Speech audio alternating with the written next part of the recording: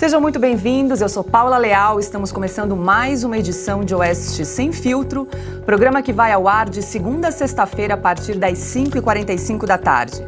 As principais notícias do dia com as análises dos nossos comentaristas. Aqui no estúdio, Flávio Morgenstern e Gustavo Segre. E Ana Paula Henkel, de Los Angeles. Guilherme Fiuza e Augusto Nunes estão de férias nesta semana. E em consequência das restrições impostas pelo YouTube, não vamos mais transmitir Oeste Sem Filtro e demais programas da empresa no canal da Oeste. Todos os nossos programas serão transmitidos na plataforma Rumble. Oeste Sem Filtro também é transmitido na plataforma vimeo.com/Revista Oeste. Então, se houver algum problema com o Rumble, o programa segue nesse outro canal. Hoje, sexta-feira, 20 de janeiro de 2023, confira os destaques desta edição. Cofres abertos para a cultura. Ministra Margarete Menezes libera R$1 bilhão para artistas. Negligência do GSI. Mensagens trocadas por WhatsApp revelam que gabinete não acreditava que manifestações de 8 de janeiro representavam risco.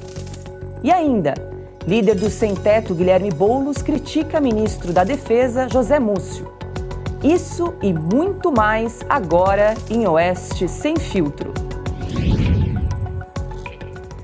E a edição 148 da Revista Oeste, que saiu hoje no site, traz mais um artigo de J.R. Guzzo. Eu vou pedir aqui para o meu parceiro de estúdio, Flávio Morgan, para ler um trechinho. Muito boa noite. Flávio ficou conosco aqui quase a semana toda. Seja bem-vindo. Muito obrigado, boa noite. Estou desde terça-feira aqui todos os dias, quase uma semana, com essa atribuição dificílima, né, de tentar fazer uma leve substituição destes mestres Fiuza e Augusto Nunes. Boa noite, Paula. Boa noite, Ana Paula. Só um trechinho aqui do artigo que ele está comentando sobre como agora o governo abriu as portas e agora precisa fazer algo além de ter discursos. Aspas para o Guzzo. Esse governo, mais cedo ou mais tarde, vai ser obrigado a fazer resultados na vida real. Não existe alternativa de não fazer nada, ou acumular problemas não resolvidos e se dar bem. Uma deformidade básica da administração Lula é sua ideia fixa de destruir coisas. Já acabou com a Secretaria de Alfabetização, anulou o decreto sobre a posse legal de armas, tirou o Brasil do Acordo Internacional sobre Aborto, eliminou o Programa de Educação Digital, está sabotando a nova lei do saneamento. E quando acabar a lista de objetivos a destruir, vão fazer o quê? Só tem sentido demolir uma casa para fazer outra no lugar. E até agora, o governo Lula não mostrou a menor inclinação ou competência para construir nada. Sua única proposta para o mundo das coisas reais, até agora, é cobrar de novo o imposto sindical. Governos não costumam ficar mais fortes ressuscitando impostos mortos, nem podem sobreviver de miragens como a moeda sul-americana ou o arroz orgânico do MST. Artigo de Augusto Nunes, de J.R. Guzzo, brilhante, mais uma vez, né? A capa tá aí, tava a capa, não tinha nem visto. A vida continua. Para você conferir, então, esse e outros artigos, é só acessar o site revistaoeste.com. Lembrando que esse texto, esse trechinho que o Flávio acabou de ler do J.R. Guzzo é exclusivo para assinantes da Revista Oeste. Por isso, se você ainda não fez a sua assinatura, corre lá no site para fazer, revistaoeste.com/assine, ou aponte a câmera do seu celular para o QR Code que está aparecendo aqui na tela. Nessa semana temos artigos de Rodrigo Constantino, Roberto Mota, Paula Schmidt, Jeffrey Tucker, Ruth Moraes, Christian Costa, além dos nossos colunistas fixos, J.R. Guzzo, Ana Paula Henkel, Bruno Meyer e muito mais. É o valor da sua assinatura que financia esse programa e todos os demais projetos aqui da Revista Oeste. E antes de começar com as notícias do dia, eu quero convidar você que está nos acompanhando a participar da nossa enquete no site revistaoeste.com. A pergunta é: quem você escolheria para presidir o Senado? Lembrando que a votação para a presidência do Senado vai ocorrer no dia 1º de fevereiro e é importante que você, que acredita ser necessária a renovação da presidência do Congresso, cobre do seu senador uma posição. Então corre lá no site da Revista Oeste, revistaoeste.com e participe. A votação encerra às 19 horas e nós vamos divulgar o resultado logo mais ao final do programa Oeste Sem Filtro. E vamos agora ao primeiro assunto do dia. Josué Gomes da Silva continua no cargo de presidente da Federação das Indústrias do Estado de São Paulo. Ele havia sido destituído na última segunda-feira em uma assembleia. A medida foi aprovada por 47 votos a 1. Houve ainda 2 abstenções. A defesa do empresário alegou que o resultado não foi válido por falta de quórum e de consenso. A ata com a destituição de Gomes também não foi protocolada em cartório para validar a decisão da Assembleia. Em uma nota bem sucinta, a Fiesp informou que Josué Gomes da Silva é o presidente da entidade e está no exercício pleno de suas funções, conforme determinam os estatutos vigentes. Ana Paula Henkel, muito boa noite. Essa semana a gente já tinha comentado esse assunto da destituição do Josué Gomes, que na verdade é filho de José de Alencar, que foi vice-presidente nos 2 mandatos de Lula. Lembrando aqui para quem nos acompanha que ele foi eleito presidente da Fiesp em janeiro de 2022, com 97% dos votos, substituindo Paulo Scaff, que presidiu a entidade então por 17 anos. Boa noite, Paula. Boa noite, Flávio. Segredo daqui a pouco com a gente. Um beijo ao mestre Augusto Nunes, Guilherme Fiuza de férias. E muito boa noite à nossa audiência maravilhosa. Bom, Paula, a sensação que a gente tem é que os acontecimentos no Brasil, 24 horas é pouco, né? Eu estava escrevendo a minha coluna para Oeste essa semana e você tem um pensamento, uma pauta na segunda, chega na terça-feira, a pauta da segunda que você pensou já não é tão atual assim, chega na quarta-feira, você já tem que mudar alguma coisa. E o Brasil está nessa velocidade impressionante dos acontecimentos políticos, né, linkados aí também com o próprio 8 de janeiro, muita coisa aparecendo, muita narrativa, muita cortina de fumaça. E agora a gente vai ter que acompanhar, né, o caso do Josué Gomes da Silva, como aí na presidência da Fiesp, até porque a Fiesp, no passado mais recente, ela foi um braço político de alguns governos e também tem aí uma fama de dançar conforme a música. Resta saber agora que música, né, eles vão dançar. Agora, a decisão de permanência ou não de Gomes no cargo deverá ser tomada pela Justiça. Um dos motivos do descontentamento dos industriais com José Gomes é a proximidade dele com Lula e aliados. Abre aspas, a atuação do presidente denota desvirtuamento dos fins estabelecidos nos estatutos da Fiesp, mediante a defesa de ideias incompatíveis com os interesses dos sindicatos filiados e com os anseios das categorias industriais representadas, fecha aspas. Essa foi a justificativa, então, para o pedido de uma assembleia. Bom, quero dar as boas-vindas agora a Gustavo Segre, que está aqui conosco. Seja bem-vindo. Gustavo, que estava na minha terra essa semana, é isso? Estava, sim. Boa tarde para todos. E sim, muito bonita a tua terra, por sinal. Não tanto como a minha, mas mais ou menos. Mas sim, desculpa a demora aí, o trânsito pegou um pouquinho. Seja bem-vindo. Agora é 17 horas e 53 minutos. E o presidente do Banco Central, Roberto Campos Neto, respondeu às declarações de Lula dadas em entrevista à Globo News. O petista fez críticas à independência do Banco Central e à atual meta de inflação definida pelo Conselho Monetário Nacional.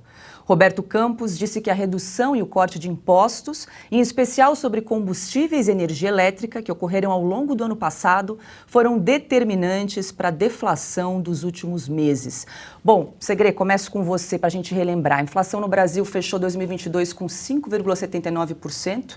Campos Neto disse que se não fossem essas medidas adotadas pelo governo, a inflação poderia ter fechado em 2022 a 9% aqui no Brasil. A Argentina, me corrija se eu estiver errado, fechou 2022 quase com 100% de inflação, é isso? É, 94,8%. E isso com preços cuidados, preços congelados, preços regulamentados, preços de todo tipo, menos a liberdade de oferta e procura. Mas o presidente do Banco Central está certo, Paula, porque para a gente entender, inclusive quienes não entendem de economia, Um dos fatores que propiciou essa redução na taxa de inflação foi a baixa a zero dos impostos federais, dos tributos federais para combustíveis. Isso impacta em toda a cadeia, não somente de produção, como também de logística. Quando os combustíveis aumentam, o custo logístico dos produtos que sejam circularizados aumenta também. E quando você tem um aumento no custo, claramente vai ter um aumento do preço de venda. Então, nessa colocação que faz o presidente do Banco Central, está totalmente certo, inclusive provou o governo Bolsonaro que mesmo tendo redução dos tributos, a arrecadação aumenta. E precisamente por quê? Porque, vou tomar um exemplo bem simples. Alguns anos atrás, sair da região da Avenida Paulista, por exemplo, para ir até o aeroporto de Guarulhos, isso tem um custo de 120, 130 reais, estou falando 4 ou 5 anos atrás. Nesse momento aparecem uns aplicativos de transporte de passageiros e o custo automaticamente diminuiu para 60 ou 70 reais. Hoje, talvez 85 reais permite ir até o aeroporto. Essa diferença de 80 até 120, que era o valor anterior, a pessoa que viaja não é que vai ir ao aeroporto porque está barato, ele vai no aeroporto porque precisa ir a esse aeroporto. E nesse sentido ele poupa de alguma forma 40 reais, que ele pode aplicar ao uso da economia comprando algum bem que não tinha condições de comprar ou comprando algum alimento que antes não fazia porque precisava desse recurso para viajar ou para ir até o aeroporto. Isso aplica a todos os setores da economia. Então, quando você tira o preço de venda, isso faz o produto mais barato. E tendo o produto mais barato, as pessoas podem consumir outros produtos. Isso aumenta a qualidade do emprego, aumenta a atividade econômica e, consequentemente, aumenta a arrecadação do Estado. Isso está explicado através de uma teoria de Laffer, que indica que quando você aumenta a carga tributária, diminui a arrecadação, porque muitas pessoas, empresas, preferem passar para a informalidade. Quando você diminui a carga tributária, então você aumenta a arrecadação, porque muita gente volta a estar na atividade econômica formal. Isso é o que explicou o presidente do Banco Central, e ele está claramente certo. Se tivesse um aumento da carga tributária, claramente isso impacta na inflação. Roberto Campos Neto afirmou ainda que sem autonomia do Banco Central haveria mais incerteza e a economia estaria pior, considerando o cenário político-eleitoral do país. Abre aspas.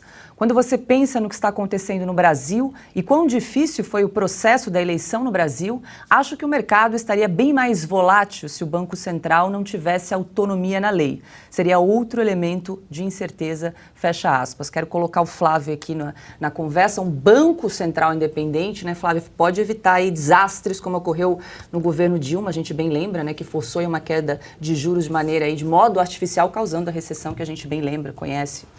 Exatamente, é uma das instituições que o PT ainda não consegue mandar, né? Como ele manda na Petrobras, o Silvio estava aqui comentando ontem, nessa semana toda, como o Lula fala da Petrobras, de boa parte das estatais, inclusive de ministérios, de entidades estatais como propriedade sua, né? Ah, eu vou dar a Petrobras para meu companheiro ali, assim por diante. E agora o Segre falou uma coisa que eu quero jogar uma pergunta aqui muito séria para ele, né? Você disse que o congelamento de preços não afetou a inflação, mas como assim? Eu não entendi, né? Você congela o preço, não está congelado? Eu achava que uma canetada de um burocrata no Estado iria resolver. Eu acho que, assim, Segre, você é da Argentina, né? O presidente da Argentina lá dissolveu a Suprema Corte. Acho que eles precisam conhecer como é que funciona por aqui, né? Aqui você dá uma canetada e manda. Eu tava achando que era assim que funcionava, né? Se você dá uma canetada, fala assim, olha, eu acho que o preço do tomate tem que ser R$3, defiro, declaro, vale a partir de agora e quem discordar, calha a boca e vai ser preso. Dá pra gente considerar o preço antidemocrático e manter ele lá embaixo, né? Não é assim que funciona?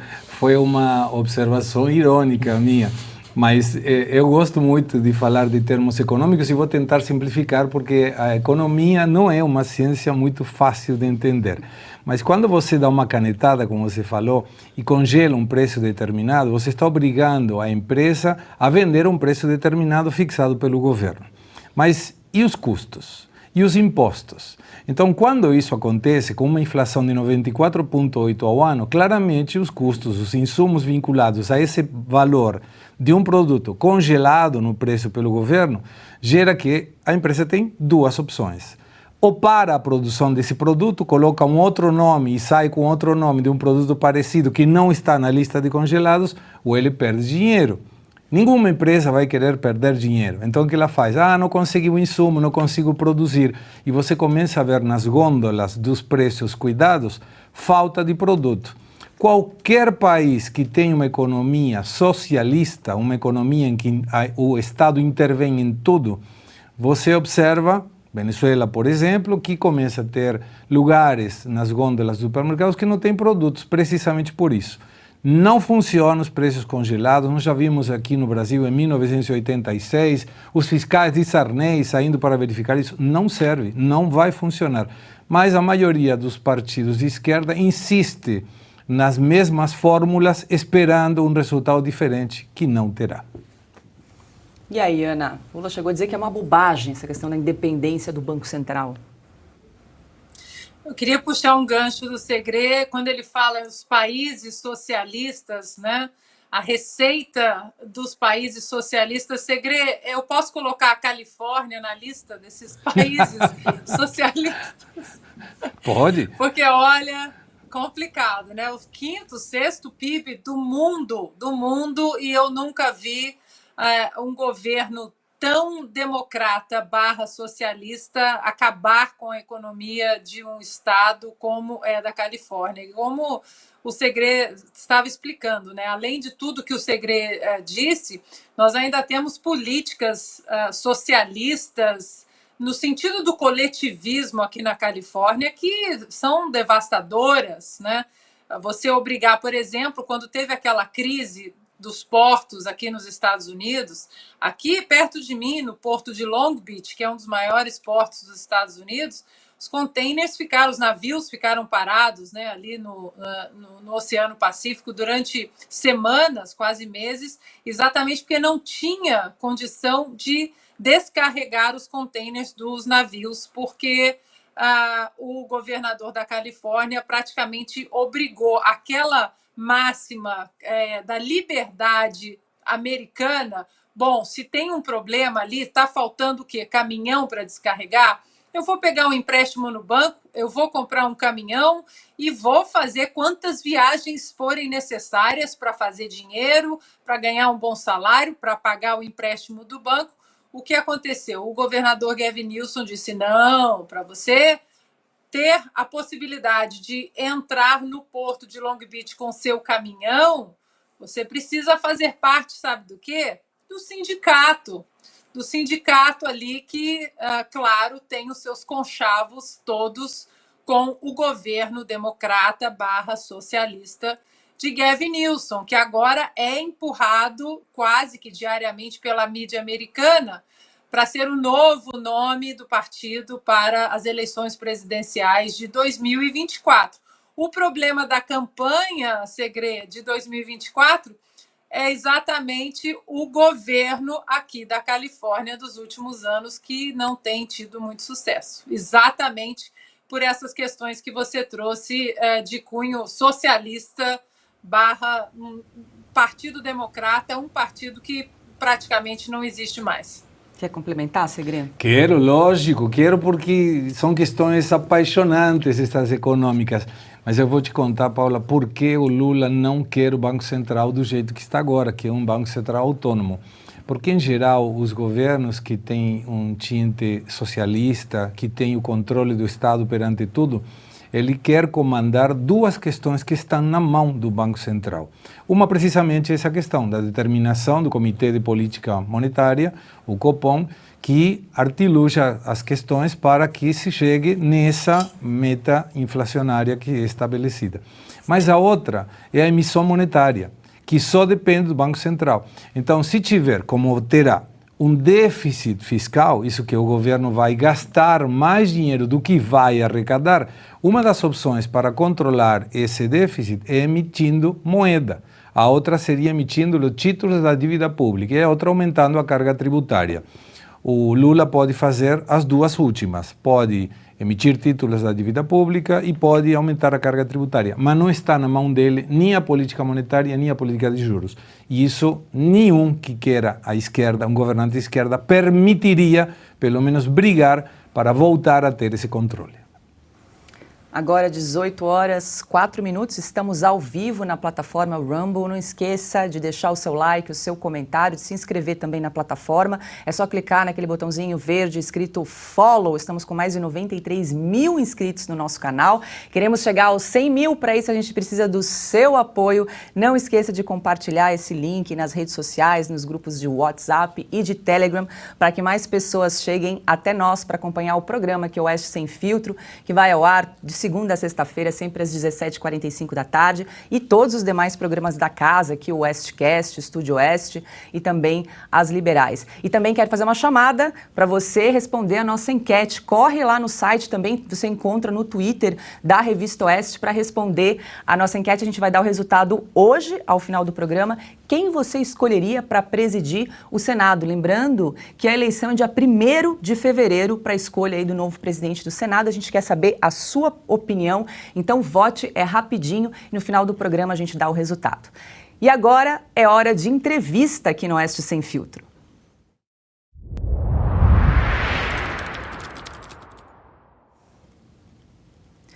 E o nosso entrevistado de hoje é o economista Luiz Arthur Nogueira. Boa noite, Arthur.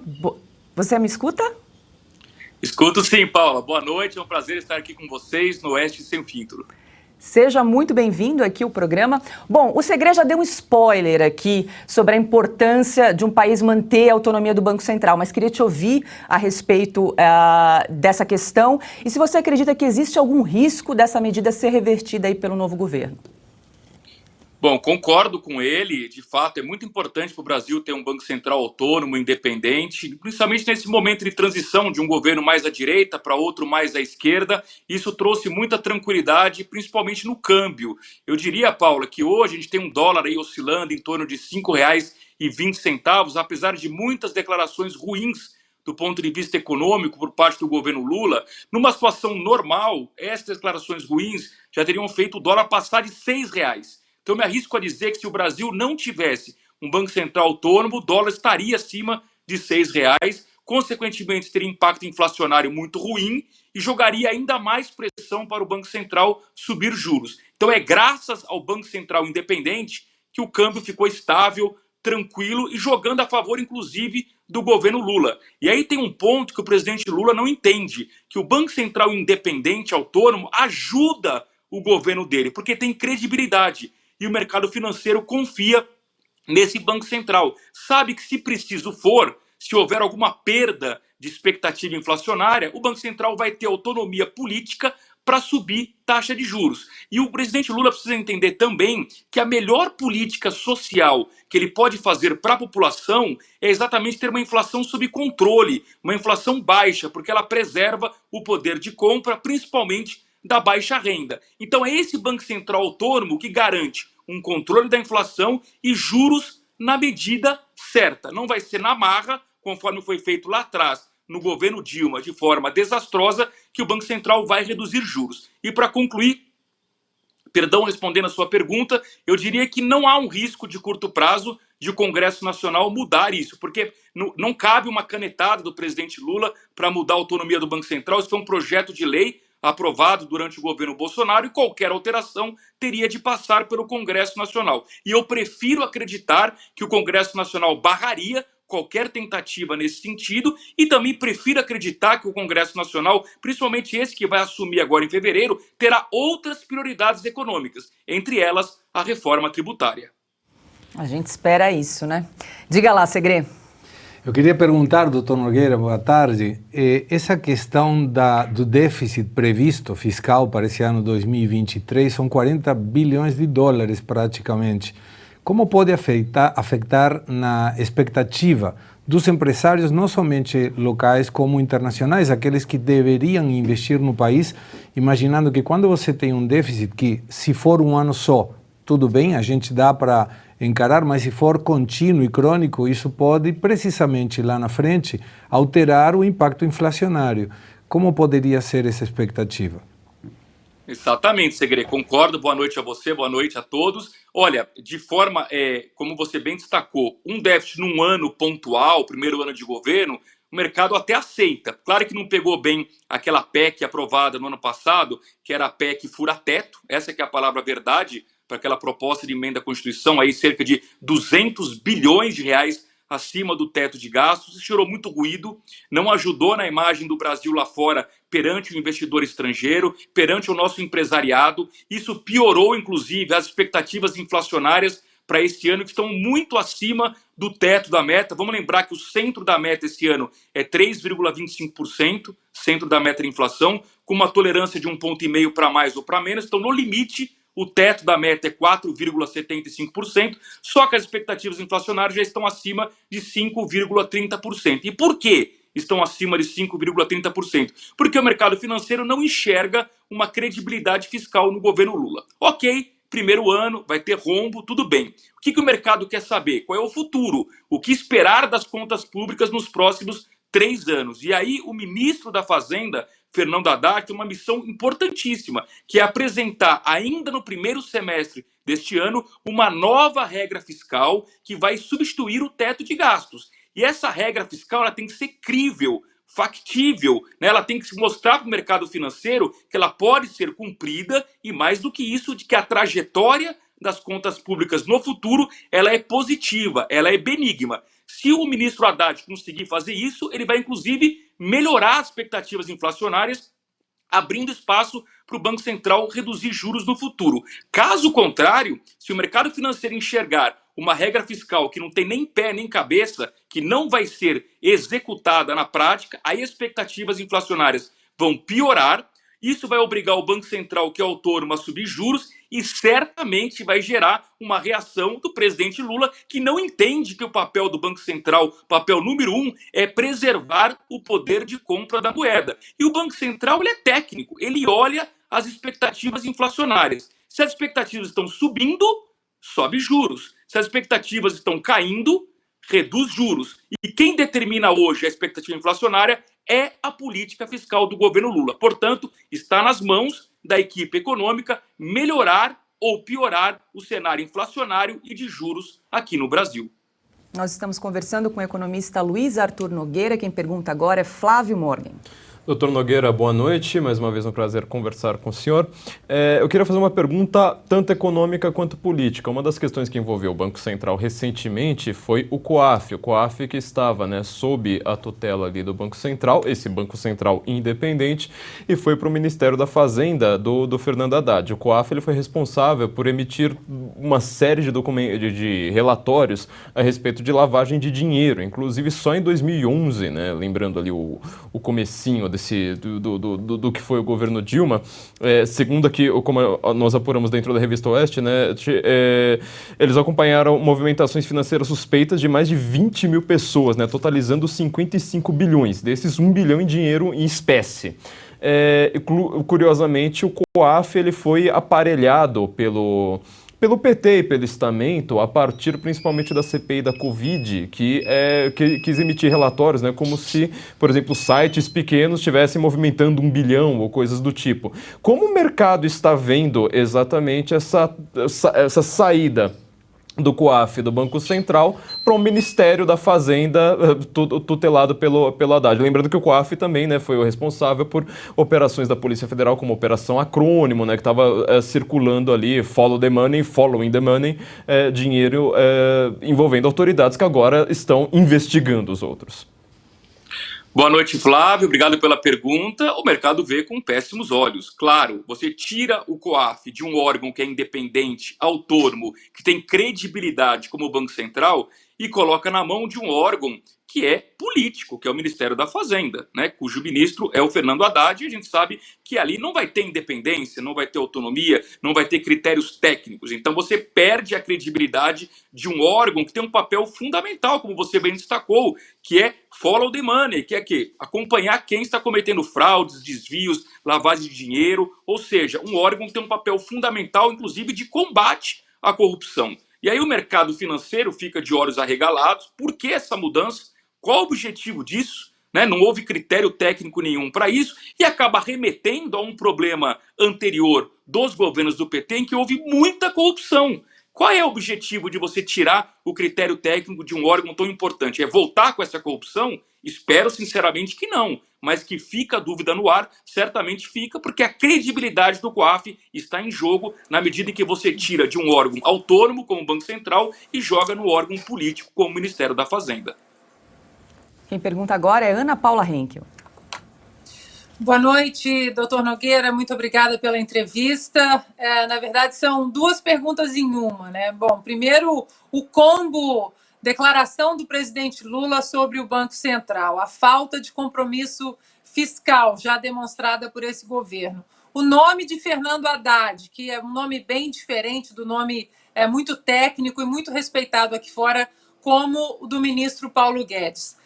Quanto tempo o Brasil aguenta? Quanto tempo? É um exercício de futurologia. Quanto temos de gordurinha para que esse combo não nos prejudique? E a segunda pergunta: o senhor falou sobre a nova regra fiscal, né? De algum lugar o dinheiro vai ter que aparecer. Nesse caso, nós sabemos muito bem que governos mais alinhados ao espectro ideológico da esquerda, eles vão taxar grandes fortunas, aumentar impostos, taxar os ricos. Aí, nesse caso, nós correríamos um risco de uma migração dessas pessoas, desse capital, para outros países, como nós já vimos que isso acontece? Boa noite, Ana. Obrigado pelas perguntas. Então, começando pela primeira, né? A questão aí, presidente Lula, Fernando Haddad. Olha, a gente tem uma questão muito importante aqui, que a gente tem que dar uma sinalização positiva para a nossa economia. A gente tem que dar credibilidade para que o empresariado, os investidores, tomem decisões muito importantes nos próximos meses, nos próximos anos, né? Então, essa questão envolvendo a nova regra fiscal, se ela não tiver credibilidade, se o mercado desconfiar que ela não é execuível, não vai dar certo. A chance de dar errado é muito grande. E o presidente Lula não colabora em nada, Ana, quando ele fica fazendo declarações do tipo: a independência do Banco Central é uma grande bobagem, a responsabilidade fiscal não tem nada a ver, o importante é a responsabilidade social. E aqui um parênteses, ele não entendeu até agora que para ter sucesso social, ele precisa antes ter sucesso nas contas públicas, porque eu não conheço nenhum país do mundo que tenha êxito social sem ter contas públicas bem equilibradas. Então, se ele tentar fazer isso, não vai conseguir, vai dar errado. E, infelizmente, vocês até comentavam há pouco a questão da inflação na Argentina. Está aí um exemplo de um país que não tem controle de contas públicas, que tenta dar certo no social e só acumula fracassos. Então, insisto, a premissa do sucesso social do governo Lula é ter antes sucesso na política fiscal, nas contas públicas, né? Então, agora você me perguntou especificamente do Haddad. O Haddad, de fato, ele tem um histórico muito à esquerda. Quando o nome dele foi anunciado como ministro da Fazenda, isso gerou muito ruído no mercado financeiro, gerou uma grande apreensão, afinal de contas, vai ser colocado um político no Ministério da Fazenda, e o Haddad vem tentando, pelo menos se esforçando nas declarações, para tentar ser um novo Palocci. Vamos lembrar o que foi o Palocci lá no primeiro mandato do presidente Lula? Ele foi um ministro da Fazenda político que articulava com o Congresso os grandes projetos e deixava a equipe econômica tocar o barco, que na época tinha o Henrique Meirelles do Banco Central, tinha o Marcos Lisboa na Secretaria de Política Econômica, tinha o próprio Benarapi na Secretaria Executiva do Ministério da Fazenda. Então era uma equipe econômica até de boa qualidade perante o mercado financeiro. E o Palocci não atrapalhava, ele deixava a equipe trabalhar. O problema é que agora o Fernando Haddad gera uma série de incertezas. Primeiro, porque a gente não sabe qual vai ser o grau de autonomia que ele vai dar para a equipe dele. E, em segundo lugar, porque o Haddad fala uma coisa de manhã e o Lula fala outra à tarde. E quem é o chefe nessa história? É o presidente Lula. Então fica uma situação muito ruim, inclusive, para o ministro Fernando Haddad, porque ele vem com um discurso da importância da responsabilidade fiscal e horas depois o presidente Lula vem a público dizer que o mercado financeiro não tem coração, de que o mercado financeiro está errado, de que o mercado financeiro só olha para as contas públicas e esquece do social, que tem que colocar o pobre no orçamento. Quer dizer, é um discurso populista que não faz sentido nenhum, quando, na verdade, o dia que o presidente Lula entender que o sucesso fiscal do governo dele vai determinar um eventual sucesso social, ele pode ganhar esse jogo. Então, acho que o caminho correto seria por aí. Por enquanto, surpreendentemente para mim, Ana, o ministro Haddad tem feito declarações mais positivas do que o próprio presidente Lula. É uma pena, né? Eu até esperaria o contrário. O presidente Lula teria aprendido com os primeiros mandatos dele, com os erros do governo Dilma e, de repente, o Haddad estaria dando declarações ruins. E é o inverso que está acontecendo. Só que é muito preocupante para o Brasil, porque quem manda, em última análise, no país não é o ministro da Fazenda, é o presidente da República. Então, ou o presidente Lula ajusta esse discurso dele e começa a jogar a favor da economia brasileira, ou, respondendo a tua pergunta, a chance desse combo dar errado nos próximos 6 meses, ela é muito grande, e eu diria que o grande simbolismo do sucesso ou do fracasso do governo Lula vai ser essa nova regra fiscal. E um último alerta aqui muito importante, que é o meu temor no governo Lula. Quando se fala em ajuste fiscal, você pode trabalhar receitas ou você pode trabalhar despesas. O problema é que até agora, de tudo que Fernando Haddad anunciou, vai muito do lado de aumentar receitas, como você bem disse, tributar os mais ricos. O que eu não vi até agora foi nenhuma medida eficaz de redução de despesas, de enxugamento da máquina pública, que para mim é disso que o Brasil precisa. Nogueira, você mencionou a Argentina, o Segre tem direito à réplica aqui no programa. Sabe, Nogueira, que antes, anos atrás, me falavam, aí vai o argentino, agora colocam, aí vai o coitado do argentino. Porque o nosso país não tem dado muitos exemplos bons, pelo menos em questões econômicas e políticas. Mas voltando ao tema da independência do Banco Central, o Banco Central na Argentina foi criado em 1935. O presidente do Banco Central tinha um período de presidência de 6 anos e, teoricamente, era independente do poder político. Bom, o único presidente do Banco Central que cumpriu 6 anos foi o primeiro. Nunca mais, desde essa época, nenhum presidente do Banco Central na Argentina conseguiu cumprir o período de 6 anos. E o presidente, pelo fato de ser político, ia fazendo coisas que o presidente da República indicava, dava errado, tinha que ir embora. Tanto é que, como você muito bem mencionou, um dos assuntos mais importantes da Carta Orgânica do Banco Central é manter o valor intrínseco da moeda. Então, que R$100 continue sendo R$100. Para isso, você precisa controlar a inflação. Desde aquele período até a data, a Argentina mudou 4 vezes a moeda e tirou 13 zeros da moeda original. E tão difícil é manter o valor intrínseco da moeda na Argentina que o Banco Central tomou uma determinação fantástica, que é tirar essa cláusula da Carta Orgânica. Pronto, resolvido.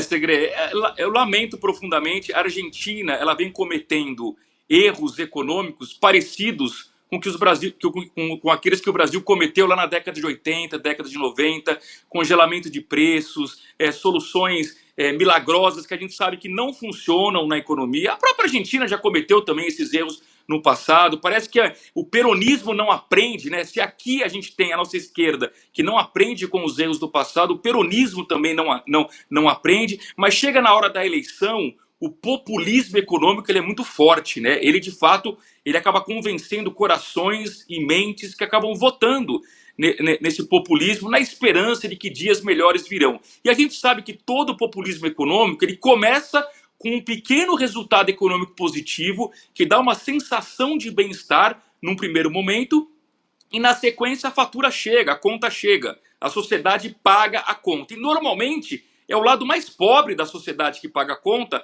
através do descontrole inflacionário. Quando eu destaquei aqui o papel do Banco Central na preservação do poder da moeda, é porque isso, na minha opinião, é a melhor política social que qualquer governo pode fazer, preservar o poder de compra. Não importa se a pessoa ganha um salário baixo ou um salário alto. O que ela precisa ter certeza é de que aquilo que ela recebe vai ter o poder de compra neste mês muito parecido com o que teve no mês passado, no mês anterior e assim por diante. Não dá para ser a maluquice da Argentina, que encerrou ano passado com uma inflação de quase 95%. Ou seja, a moeda não vale nada, o que gera também uma corrida para o dólar, né, o que acaba piorando ainda mais a situação do peso argentino. Então, para concluir, voltando aqui ao Brasil, eu acho que o Banco Central Independente é muito importante. O presidente Lula foi muito infeliz de dizer que a independência do Banco Central é uma grande bobagem. Não é uma grande bobagem, é uma grande conquista da sociedade brasileira. Aliás, se eu pudesse listar aqui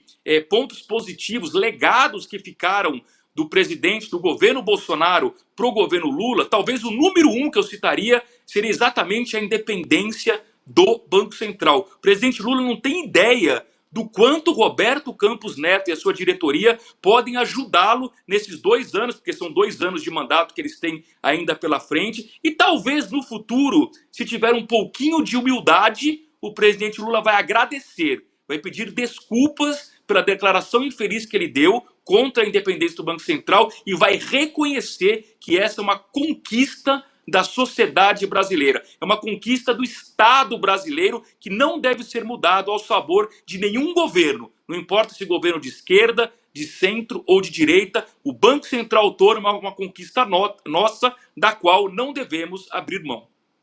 Agora, 18 horas e 25 minutos, nós conversamos com o economista Luiz Arthur Nogueira. Muito obrigada pela sua participação aqui no programa Oeste Sem Filtro e até uma próxima. Eu que agradeço, Paula. Uma boa noite a todos. Bom, estamos ao vivo aqui na plataforma Rumble, mais de 35 mil pessoas nos acompanhando ao vivo. Não esqueça de deixar o seu like, o seu comentário, de se inscrever na plataforma para a gente alcançar os 100 mil inscritos aqui no Rumble. E quero dar um recado para você, pessoal, não sei se todo mundo acompanhou o programa ontem, nós entrevistamos o climatologista Ricardo Felício. A gente acompanhou aqui os comentários, muita gente elogiando a entrevista de ontem, então recomendo a você que não acompanhou o programa, vale a pena, uma super entrevista que ele concedeu aqui para a gente ontem no programa, e também fazer um convite. O Ricardo Felício também participou do Oestcast, comandado pelo grande Dagomir Marquesi, o programa de número 13, o Oestcast, e você consegue acompanhar na plataforma do YouTube quase 1h30 de bate-papo com o professor, vale muito a pena. Então, se você gostou da entrevista de ontem, eu tenho certeza que você vai gostar muito desse bate-papo que ele teve com o Dagomir Marquesi aqui no Oestcast. Tem aí, para acompanhar, acesse no YouTube. É só digitar Oestcast 13, você encontra a entrevista do professor Ricardo Felício, vale muito a pena. Lembrando a você também que nos acompanha que Augusto Nunes e Guilherme Fiuza estão em férias nessa semana.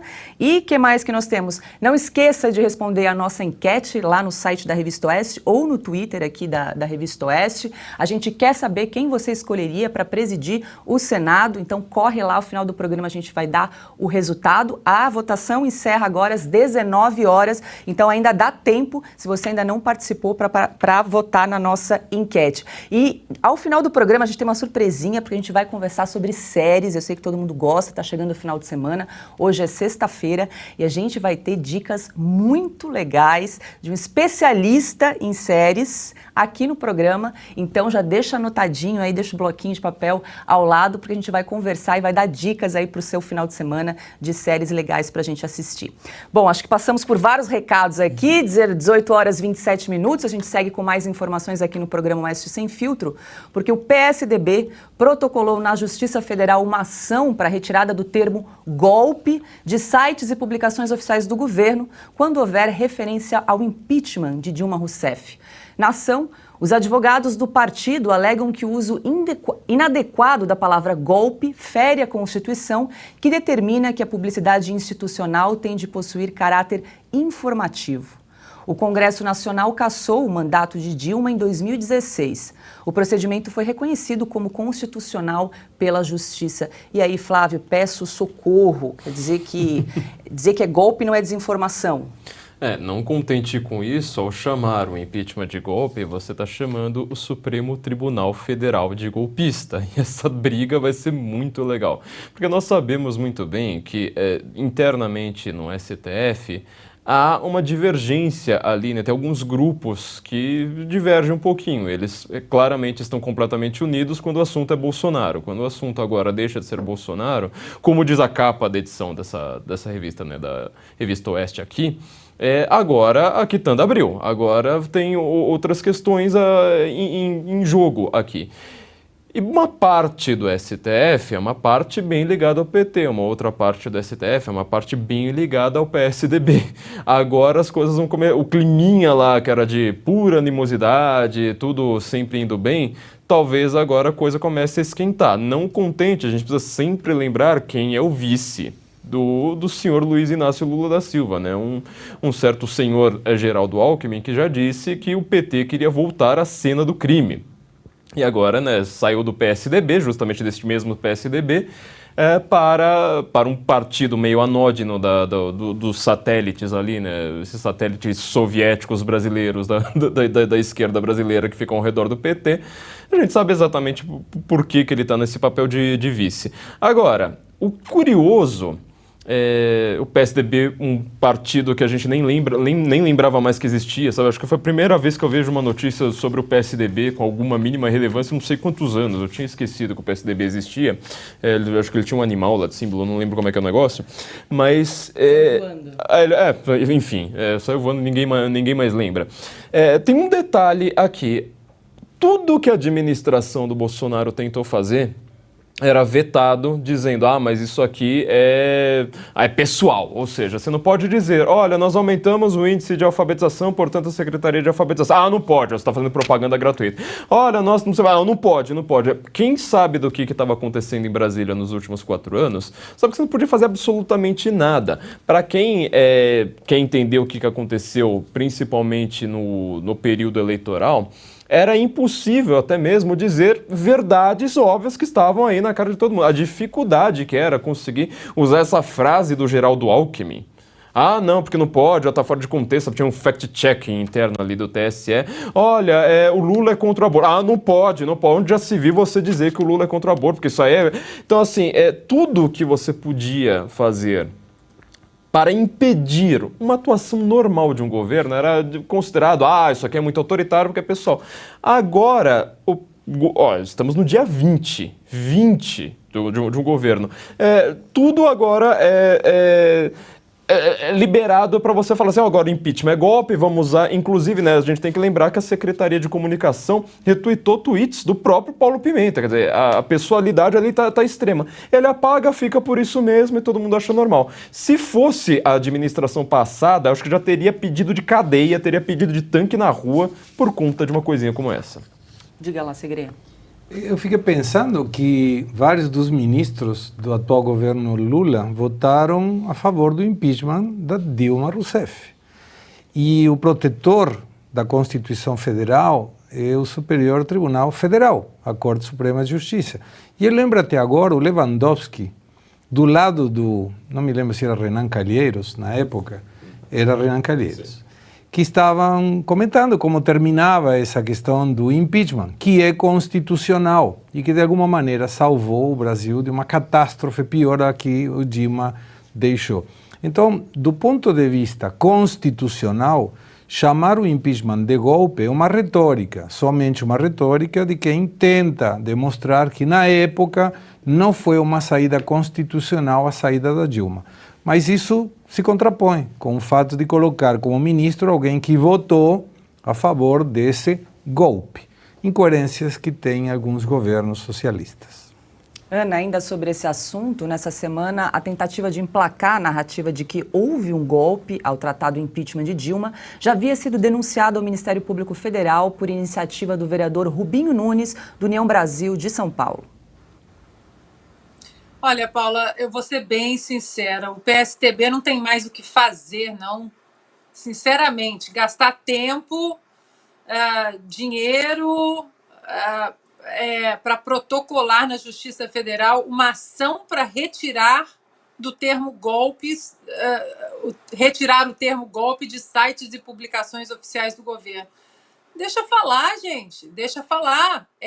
Essa é a nossa diferença que eu encontro entre alguém, né, pessoas que prezam pela liberdade de expressão e de imprensa, essa liberdade de expressão e de imprensa que está sendo ceifada numa velocidade absurda no Brasil. Nós defendemos a liberdade até dos idiotas de falar o que eles quiserem falar. Né? O Janones vive falando bobagem aí, fake news nas redes sociais, não teve um tweet derrubado. Tudo bem, eu acho que mentira você combate com mais liberdade de expressão, né? Mais liberdade de imprensa. Agora, tantos problemas no Brasil, o PSDB o quê? Agora quer limpar alguma barrinha por estar sentado no sofazinho, né?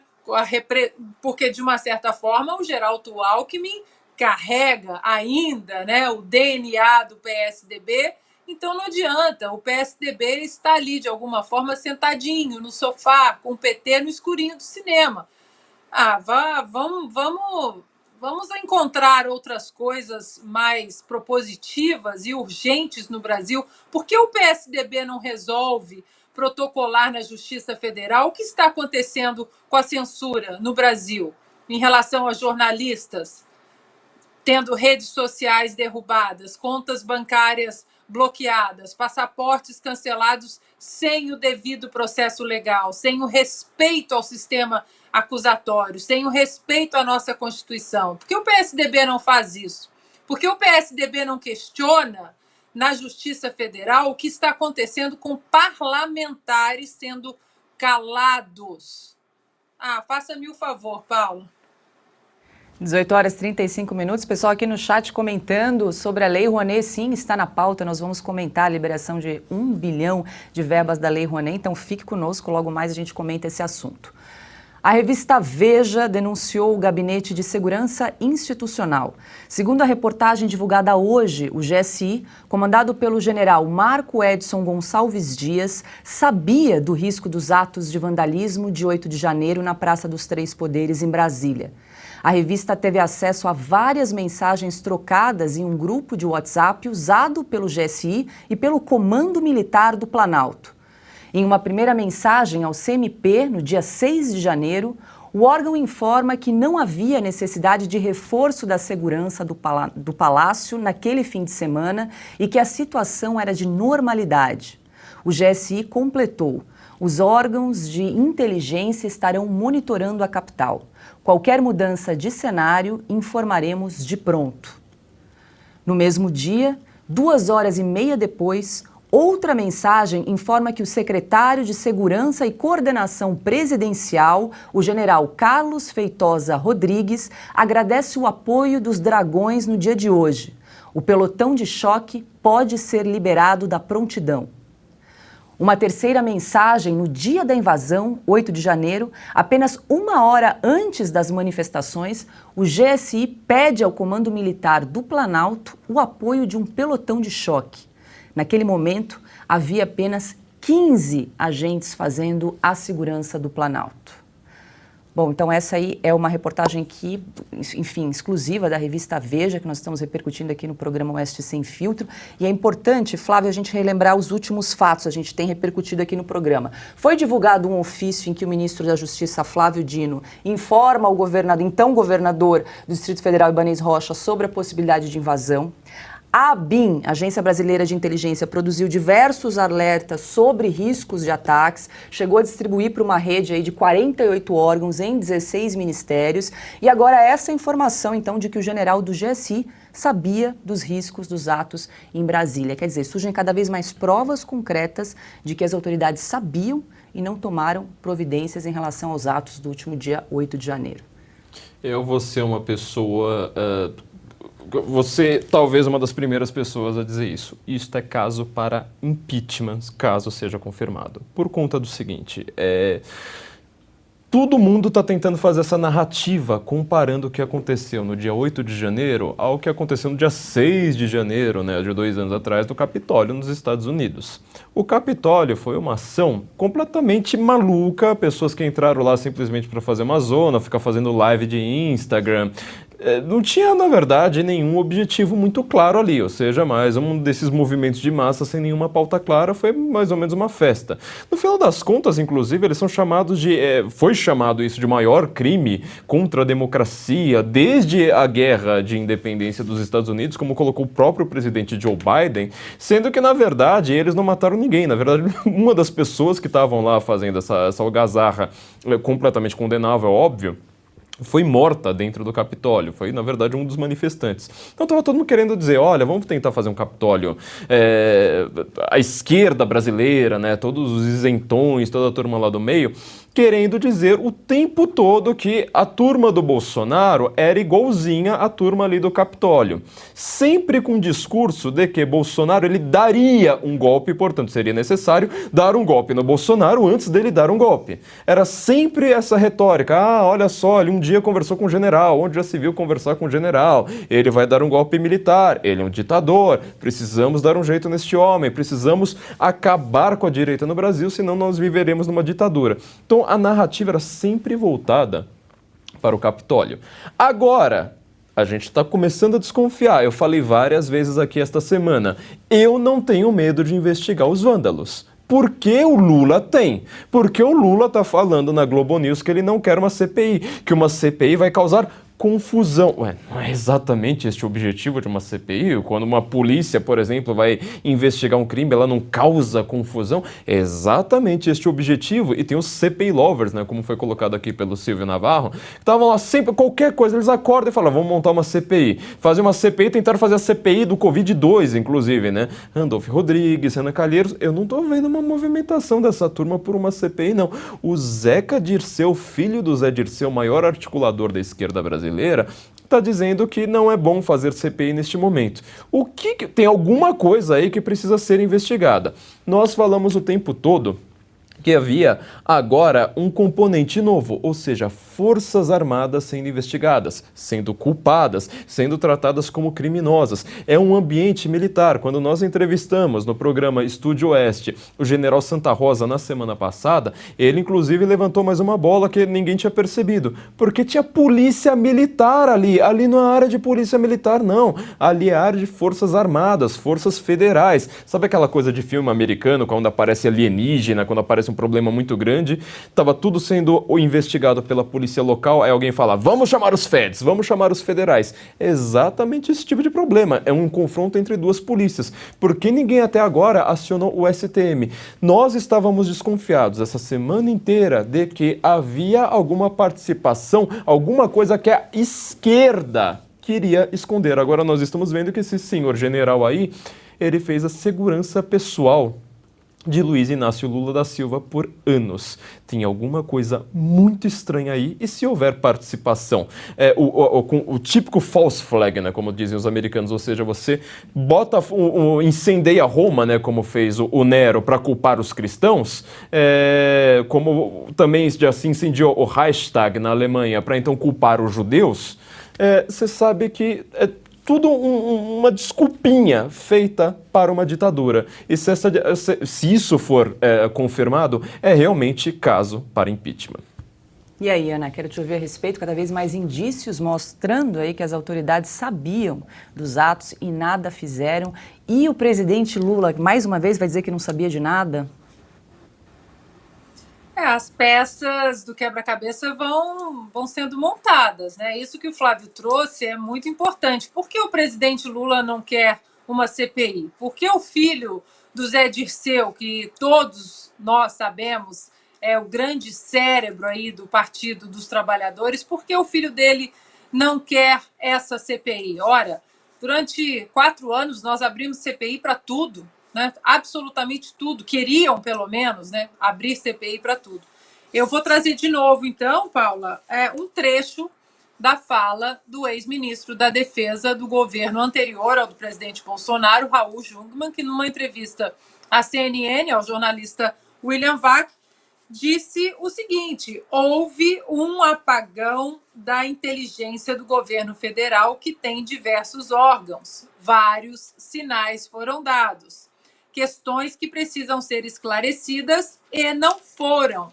Eu também tenho visto a figura do responsável, o general G. Dias, não tenho visto ele dizendo a respeito do que se passou. Por que esse curto-circuito? O que houve naqueles momentos em que a Guarda Presidencial e o Comando Militar do Planalto, que obedecem às ordens do GSI, por que não se moveram e não se mobilizaram para isolar o Palácio do Planalto? Então, um questionamento pertinente de um ex-ministro da Defesa, que não fez parte do governo do presidente Jair Bolsonaro, e levantando essas questões, né? E, no mínimo, interessante que o governo, tão preocupado em condenar os atos violentos, aqui também nós condenamos atos violentos, mas aqui nós queremos CPI, investigação e que os culpados sejam punidos. Já o governo com seus deputados e senadores, não andam querendo a mesma coisa. E aí, Segre, como revelou então a reportagem da revista Veja, numa das mensagens, o GSI pede ao Comando Militar do Planalto o apoio de um pelotão de choque. E no momento, no dia 8 de janeiro, havia apenas 15 agentes fazendo a segurança do Planalto. Tudo isso documentado, formalizado, né? Fazendo futurologia, eu me animo a dizer que a próxima peça do governo vai ser questionar como essa informação chegou na revista Veja. E quando indicaram que não é uma informação legalmente constituída, porque não tem um processo jurídico no meio, vai descaracterizar a informação, não realmente o fato que aconteceu. Mas quando a gente pensa na casa, na residência de qualquer pessoa que pode nos estar ouvindo e dizer, cuidado porque pode ter uma manifestação no domingo e é provável que tenha uma arrastão. O que a gente faz? Qualquer um de nós se protege e se cuida. E se prevalece a possibilidade de que isso possa realmente acontecer e já uma segurança particular ou reforça uma ajuda policial. Imaginemos se isso acontece com a casa, a residência de qualquer um de nós, que podemos esperar para um órgão do governo, e muito mais a presidência da República e a Praça dos Três Poderes, o que claramente não aconteceu. Então, é um fato que deve ser investigado, a CPI deveria ser colocada, tiveram tantos CPIs que não deram absolutamente nada, esse é um fato relevante. E teve um meme na internet de hoje que vale a pena trazer, de uma vovó do WhatsApp, falavam assim, a vovó do WhatsApp, que quando vai pedir a visa para os Estados Unidos, para levar o neto para os parques da Disney, tem uma pergunta que fala, você já participou de algum ato terrorista? Imagine, coitada senhora, vai ter que falar que sim, porque tem um processo precisamente por ter ido com o neto a comprar aqueles bolos de algodão doce, manifestando a sua preocupação e sem participar de um ato de golpe ou terrorismo, mas que tem enquadramento nesse sentido hoje.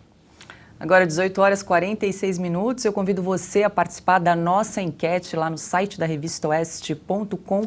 Quem você escolheria para presidir o Senado? Lembrando que a eleição para a presidência do Senado vai ocorrer no dia 1º de fevereiro. É importante você cobrar o seu senador, se você busca e acredita em uma renovação da presidência do Senado. Então tá lá no site da Revista Oeste. Também você encontra a enquete no nosso Twitter oficial. Então corre lá que ainda dá tempo. A votação encerra às 19 horas, então a gente ainda tem alguns minutinhos para você votar e a gente vai dar o resultado aqui ao final do programa logo mais. E o deputado federal eleito Guilherme Boulos, do PSOL, criticou uma declaração do ministro da Defesa, José Múcio, sobre os manifestantes que estavam acampados em frente ao QG do Exército em Brasília. O ministro falou que tinha amigos e familiares acampados no local. Na ocasião, Múcio disse ainda que se tratava de uma manifestação democrática.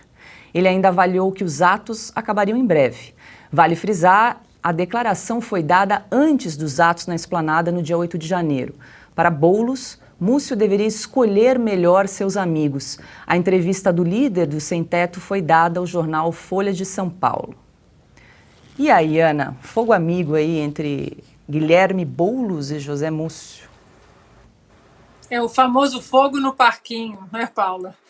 Olha, bom, comentar Boulos, tudo bem, né? Vamos fazer esse dever que faz parte aqui do nosso ofício. Agora, se o Boulos quer colocar o dedo aí nessa palavra terrorista, né, colocar todos que estavam na frente, de uma certa maneira, implicar aí essa aura de terrorismo naqueles movimentos pacíficos, ordeiros, na frente dos quartéis, né? Como tantos outros movimentos e protestos e manifestações nos últimos 4 anos, os 2 últimos 7 de setembro, o 1º de maio, enfim. Mas se ele quer colocar tudo numa categoria terrorista, eu deixo a pergunta aqui para o Boulos. Então, em que categoria nós colocamos as invasões bárbaras do movimento MST e o MTST que ele apoia?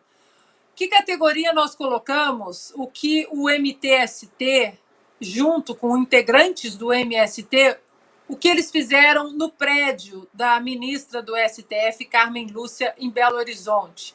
Aquela pichação toda, vocês lembram? Pichação no prédio, na rua. Foi dito, inclusive, que fezes foram lançadas também no prédio. Isso é o que, então, Boulos? Eu deixo para você responder, porque aqui para a nossa audiência a pergunta é retórica. Aquelas imagens que nós vimos de manifestantes do MST invadindo fazendas, matando animais com gestação avançada, destruindo laboratórios de pesquisa, 15 anos de pesquisa, 10, 15 anos de pesquisa. Isso é o quê? Se o movimento na frente dos quartéis o senhor chama de terrorismo, o MST é o quê? Se o senhor não responde, eu vou responder. Esse movimento, sim, é terrorismo doméstico no Brasil. Flávio, o que você achou do conselho do Guilherme Boulos para José Múcio, hein? Acho que o Guilherme Boulos deveria entender que aquelas pessoas estavam achando que aquela terra era improdutiva, entendeu? Aí fica igualzinho o discurso do Boulos para qualquer coisa. É uma terra improdutiva, então você vai lá e invade. Agora, brincadeiras à parte, o Boulos ele tá brincando com uma coisa extremamente esquisita aí. Quer dizer, a declaração do Múcio não foi a favor das manifestações, não foi nada, não tinha nada. Ele simplesmente disse, eu tenho parentes lá. Ô Boulos, alguém tem culpa de ter um parente lá? E eu não estou defendendo o Múcio de jeito nenhum, pelo amor de Deus. Eu só estou dizendo que as pessoas não têm culpa pelos seus parentes. A declaração dele foi apenas dizer, eu tenho parentes lá. As manifestações são, em sua maioria, pacíficas. Estavam pacíficas até aquele momento lá do 8 de janeiro. Complementando o que a gente acabou de dizer, e eu acho que é o maior escândalo do século no Brasil, isso que aconteceu no 8 de janeiro, que precisa ser investigado e que parece ser um nítido caso de false flag, ou seja, deixe invadir, vamos deixar esse pessoal aí feliz, que aí a gente vai ter uma desculpa para um autoritarismo completo. Foi exatamente assim que um chanceler secundário acaba virando plenipotenciário na Alemanha em 33. Parece ser exatamente as mesmas peças no lugar. Por que agora vem um líder do MTST, que na verdade nunca foi sem teto, nunca foi sem terra, é uma pessoa já que tem um sobrenome extremamente gabaritado em São Paulo, né? Pessoa com muito dinheiro, agora vem uma pessoa como essa querer reclamar de alguém ter um parente e reclamar inclusive de manifestações que estavam sim pacíficas. Pacífico então é ficar invadindo casa dos outros, né? Deve ser esse o caso. E colocar aqui como último detalhe, o Boulos ele tem este grande apelo entre jovens, né? De falar, é um riquinho que resolveu morar na periferia porque ele ama os pobres, olha que legal, né? Uma pessoa que abdicou de tudo, fez um autossacrifício muito grande pelas causas sociais. Só tem um pequeno problema, na hora que você toma o poder para si, todo esse discursinho comunista, ele vira o contrário. Agora é obediência, se você falou um A aqui contra o governo, é pau na máquina, assim por diante. O que nós estamos vendo é que parece que está se concretizando isso mais uma vez. Ou seja, agora eu virei deputado de novo e agora, o negócio é o seguinte, falou um A do governo, já sabe, vai ser no lombo.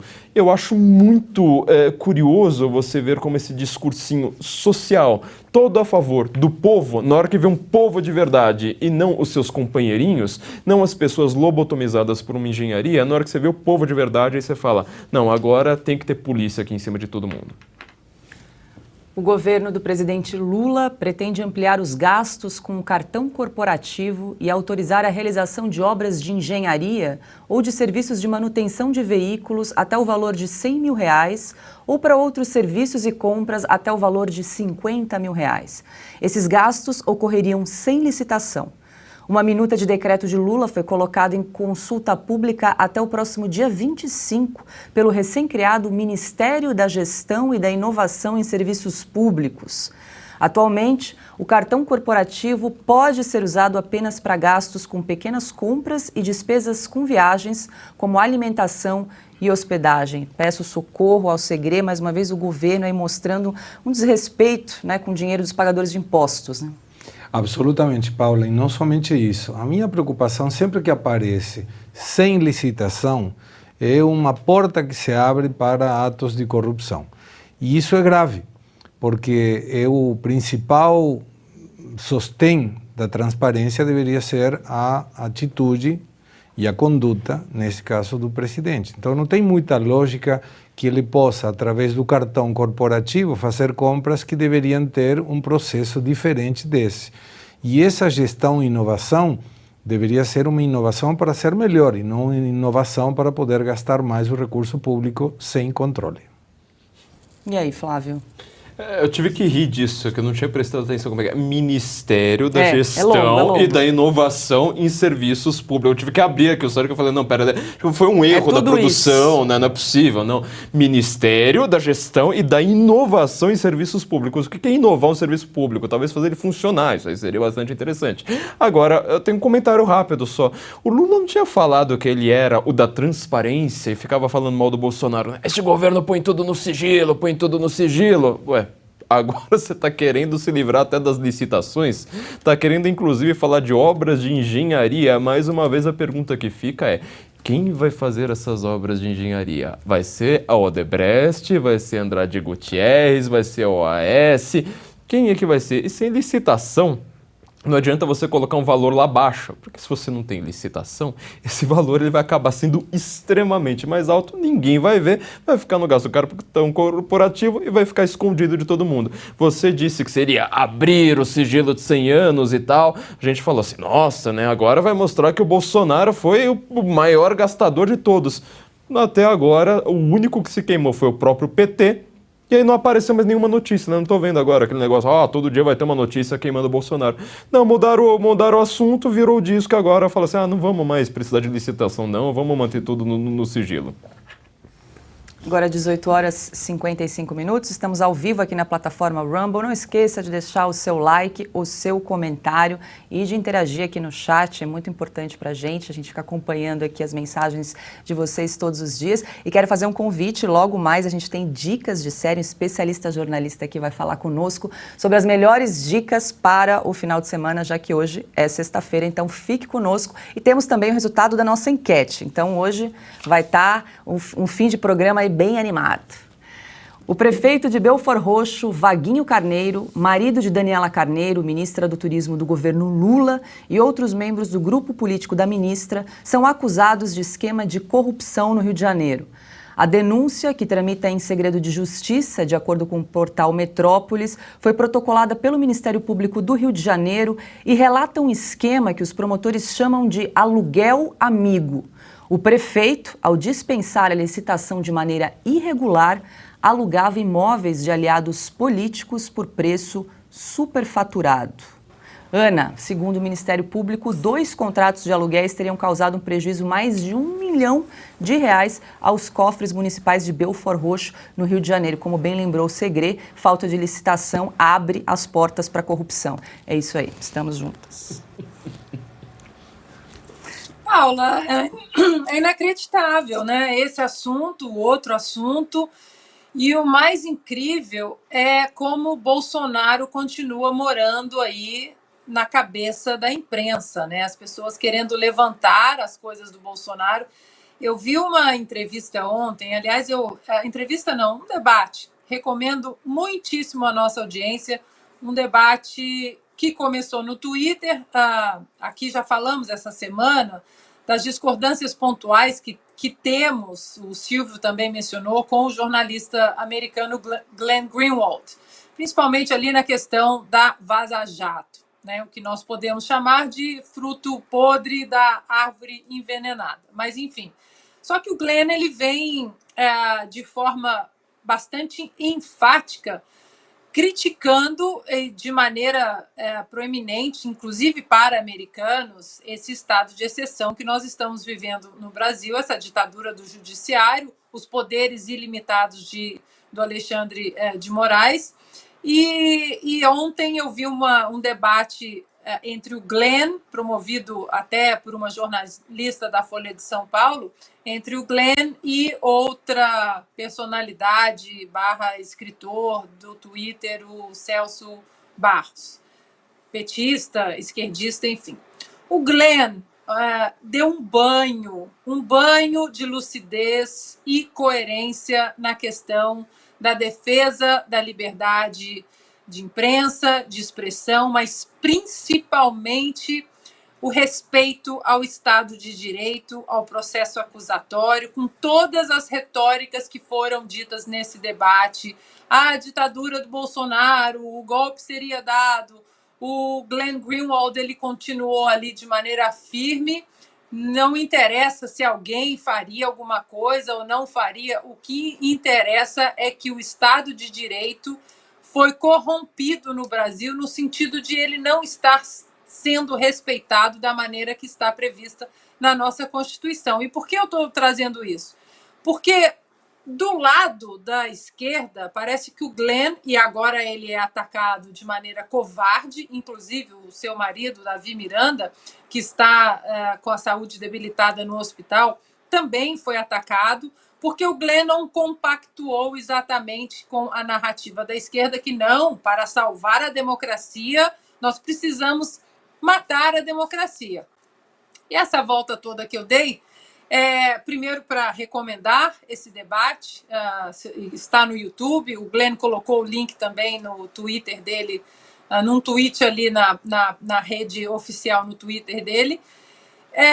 Não se fala, a imprensa esquerda progressista no Brasil, ninguém está falando do que de fato está acontecendo no Brasil. Não apenas esse estado de exceção que o judiciário impôs ao Brasil, judiciário / Alexandre de Moraes, STF, porque existem muitos juízes sérios de primeira e segunda instância. Mas esses escândalos todos, parece que não existe.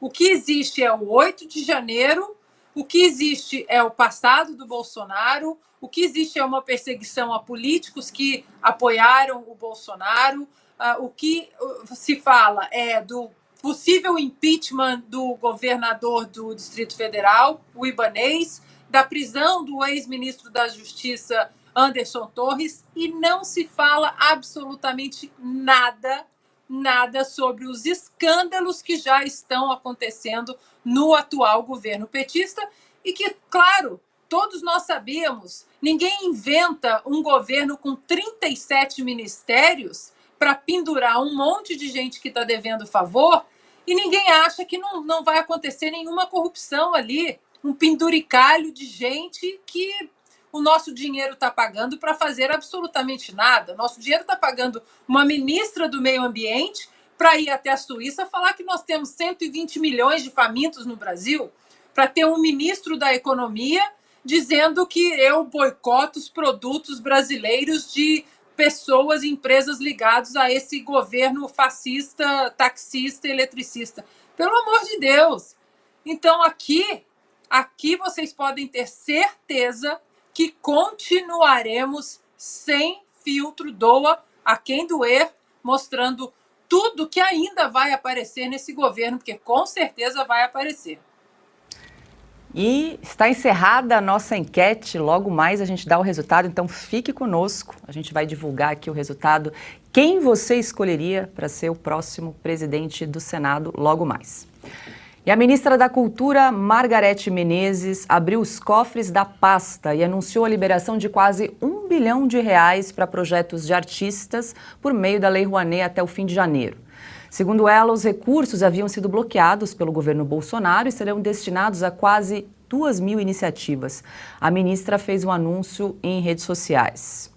Oi, gente, estou aqui para dar uma notícia maravilhosa. Em apenas 20 dias de trabalho, o Ministério da Cultura identificou 1.800 projetos que já tinham sido captados e liberados, mas que estavam aqui bloqueados pela administração passada. Isso significa um montante de R$1 bilhão que nós estamos liberando até o dia 30 de janeiro.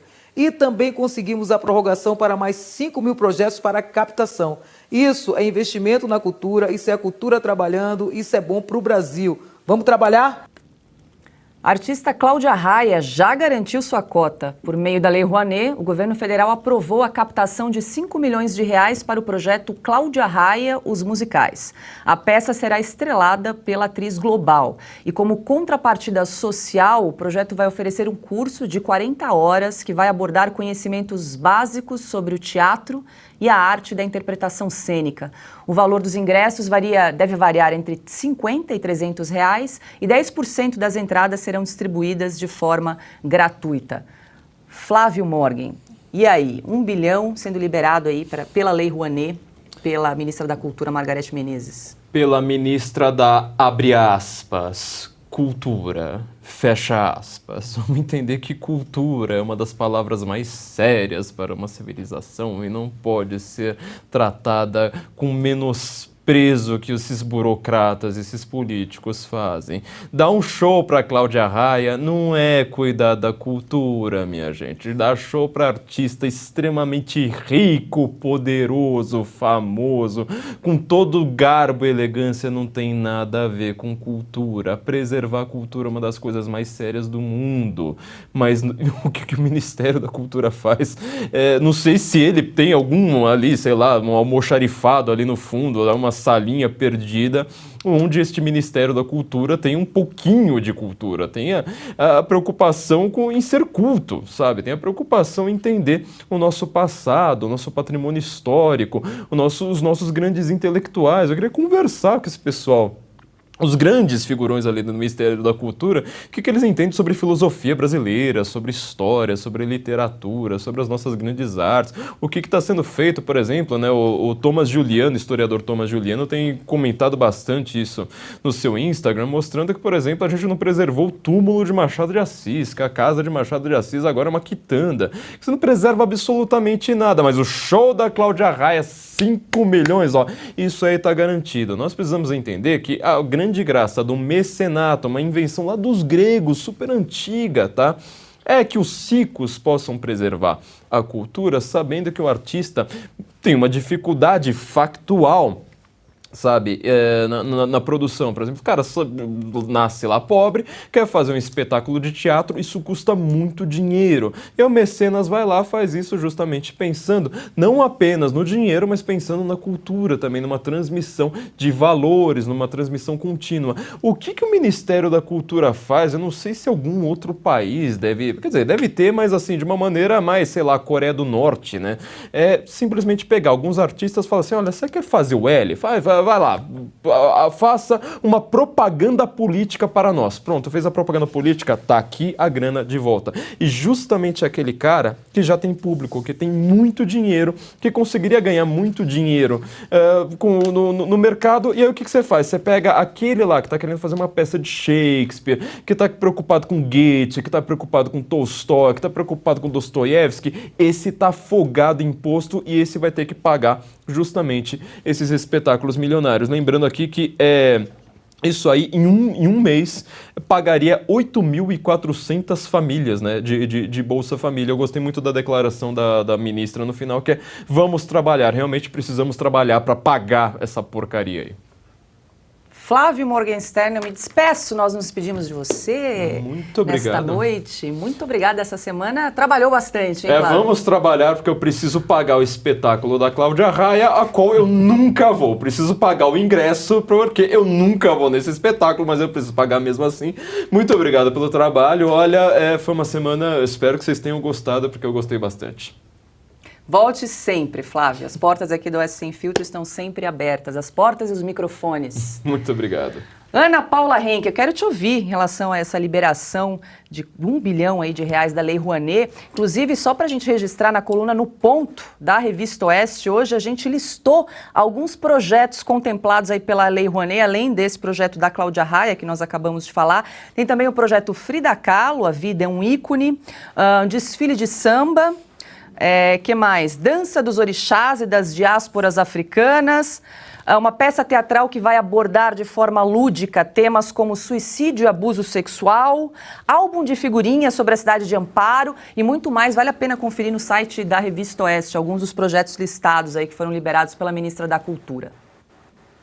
O Flávio trouxe um ponto muito bom, né? Como a nossa história, a nossa rica história do Brasil, ela é deixada de lado por esse recriado Ministério da Cultura, que, na verdade, fomenta só parasitas, né? Não fomenta, alimenta parasitas. E não fomenta absolutamente nenhum projeto que enalteça a nossa história, os nossos pais fundadores. O Lula, se eu não me engano, essa semana falou alguma coisa da proclamação da República, um contexto, um vídeo que rodou aí, um nome totalmente errado, colocou o Marechal Deodoro onde não tinha que estar. Talvez segunda-feira a gente traga o vídeo. Mas você olhar uma ministra da Cultura que começa: oi, gente, estou aqui para dar uma notícia maravilhosa. Só faltou ela continuar. E a notícia maravilhosa é: abrimos as torneiras novamente para vocês não criticarem esse governo, para vocês falarem mal do Bolsonaro, para vocês encenarem peças onde o presidente Bolsonaro é assassinado numa motociata, para vocês jogarem futebol com uma réplica da cabeça do presidente Bolsonaro, porque aqui o governo do petista Lula não tem nada, não tem corrupção, não tem absolutamente nada. Então, na verdade, o Ministério da Cultura, a própria recriação do Ministério do Esporte vai ser para alimentar aqueles que não precisam ser alimentados. A ministra do Esporte, Ana Moser, e escrevi um artigo semana passada aqui na Oeste, fiz todas as ressalvas em relação ao meu passado com a Ana Moser na seleção brasileira, passado que eu guardo num canto muito especial do meu coração, mas tomamos caminhos diferentes, né, na política, na ideologia, nas ideias sociais, econômicas. Você defender a inclusão de homens biológicos no esporte feminino, você excluir mulheres, é mais um ministério apenas ideológico, assim como esse Ministério da Cultura vai se mostrar apenas mais um ministério ideológico. Saímos de 20 e poucos, né, ministérios para 37, dos 20 e poucos, 23, 24, 25 até o número 37, é só ministério ideológico, é só uma alimentação e uma horta para parasitas. Diga lá, Segre, você está querendo falar aqui, né? Tô querendo porque eu vi esse vídeo que a Ana Paula indica e o presidente Lula falou que desde a primeira presidência do primeiro presidente, Peixoto, mas era Marechal Deodoro. E eu sou argentino, sabia disso, e o presidente do Brasil confundiu. Então seria bom que parte desse bilhão fosse para cursos de história e que o presidente Lula, com muita humildade, recomendo, pudesse participar. Agora, tem um dado importante que está errado na fala da ministra, que é que na época do Bolsonaro não tinha essa lei Rouanet. Está errado. O que não tinha era grandes números, como, por exemplo, os 5 milhões otorgados para a peça da Cláudia Raia, e otorgava ajuda para empreendimentos até R$500 mil de pessoas que não eram conhecidas e que precisam, de fato, da ajuda do governo para poder explorar e mostrar o seu talento, e não as pessoas que qualquer pessoa pagaria uma entrada, um ingresso para assistir uma peça de alguém que já é conhecido. Então, não vamos trazer certamente, Ana Paula, mas o presidente confundiu o Marechal Deodoro da Fonseca com Floriano Peixoto. Só mais um ponto, Paula, Segre, um beijo ao Flávio que teve que sair. Muito obrigada, Flávio, essa semana pela companhia. Muita gente fala, bom, um ambiente tão rico culturalmente, cinema, Hollywood, aqui nos Estados Unidos, deve ter um Ministério da Cultura muito bom aí, não é, Ana? Não, não tem. Aqui, quem quer produzir, vai no banco, pega um empréstimo, hipoteca sua casa, vende o carro e coloca aquele capital num produto bom que gere bilheteria. É assim que começa qualquer bom projeto aqui nos Estados Unidos, confiando no bom produto e não nas torneiras e na mamata do Estado. Bom, e já que o assunto é cultura, nós recebemos agora aqui no estúdio do Oeste Sem Filtro o jornalista e especialista em séries, Paulo Gustavo Pereira. Paulo, seja muito bem-vindo aqui no programa Oeste Sem Filtro. Olha, é um prazer e uma honra estar aqui, né? Ainda mais dividir a tela com a Ana Paula, que eu conheço. Eu não vou falar quanto tempo para não revelar a minha idade. A sua, tudo bem. Tá? E gozado que eu lembro de uma das últimas matérias que eu fiz para a revista Vídeo, né? Lá nos anos 90, era exatamente sobre o time de voleibol do Leite Moça, onde eu conheci a Ana Paula. E era assim, qual é o time de voleibol, o que elas assistem de filmes, né? E separou, foi interessante porque quem não gostava de assistir filme, de se divertir, Por exemplo, a Ana Moser ficou num canto, ela não gosta. Então eu montei um outro time onde tinha a Ana Paula, que gosta de cinema, gosta de série, gosta de televisão, gosta de cultura decente de um modo geral. E agora ela está na Meca, né, morando na Meca. Parabéns, parabéns. Ô Paulo, gostaria de te ouvir a respeito aí dessa liberação de 1 bilhão, você que trabalha com arte e cultura no Brasil. E aí? Eu acho uma coisa...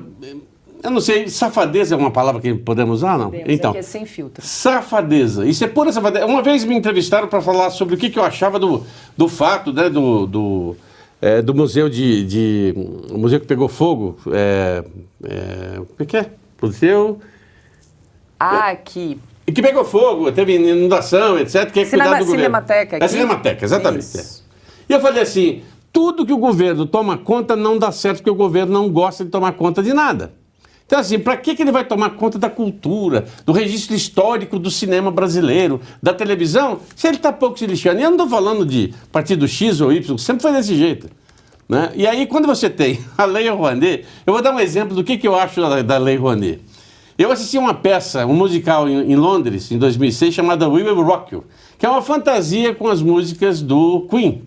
Achei legal. Mas eu falei, pô, esse é o tipo de peça que, para quem é fã, né? Que acha interessante e tal. Pois bem, aí, um dia eu estou passando, não sei aonde, vejo lá, em breve, We Will Rock You.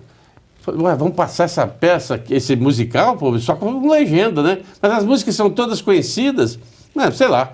E aí embaixo lá, Lei Rouanet.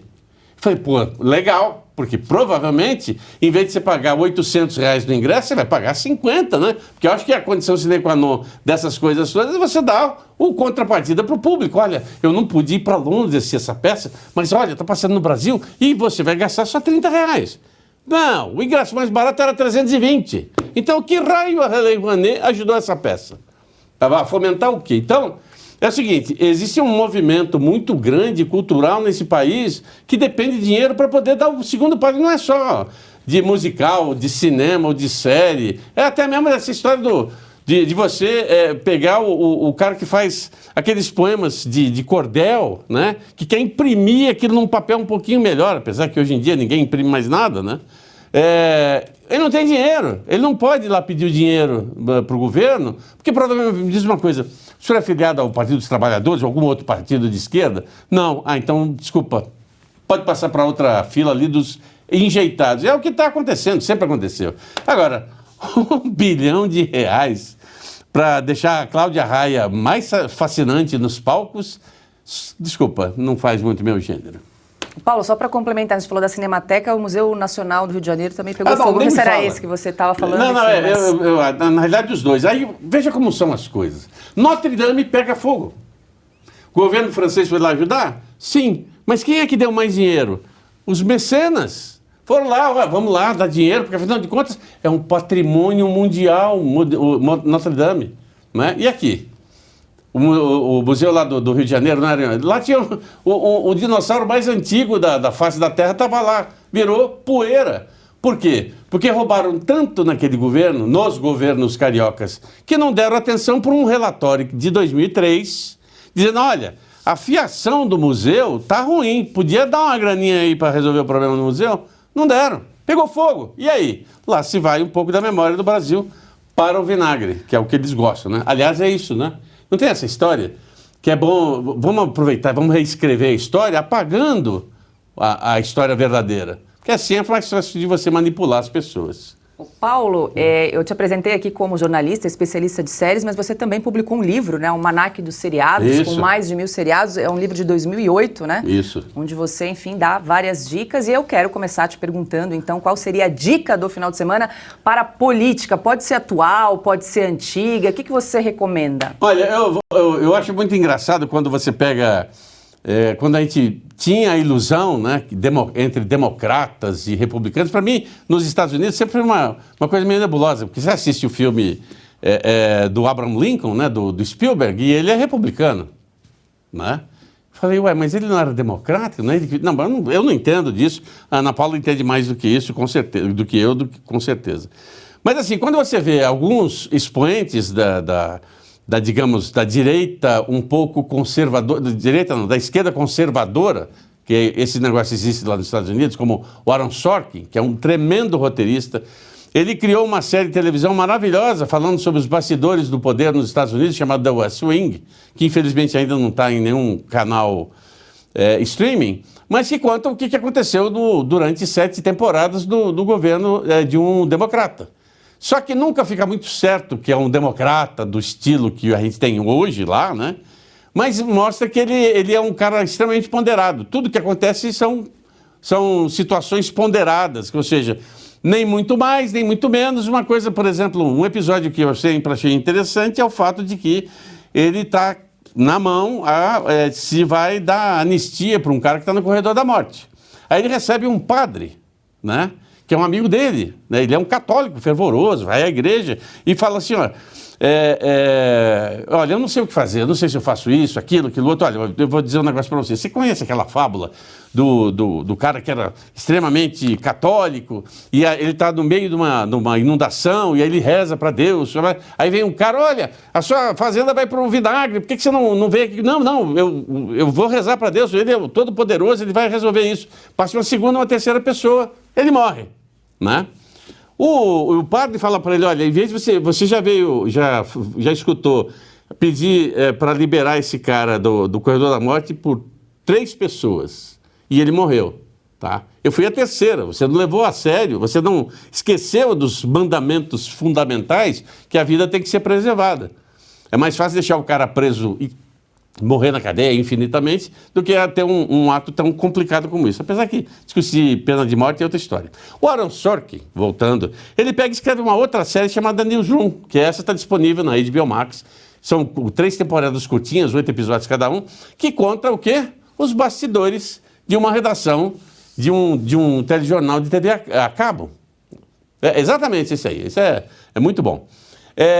E começa com o Jeff Daniels, que é o âncora, fazendo um discurso numa faculdade, falando assim, não, porque, o que você acha do futuro da América? A América está num problema sério, porque nós temos um índice de analfabetismo gigantesco, a gente não está entendendo como coexistir com os povos lá fora, a gente acha que é a potência principal do mundo, mas não é. O cara detona todo mundo, né?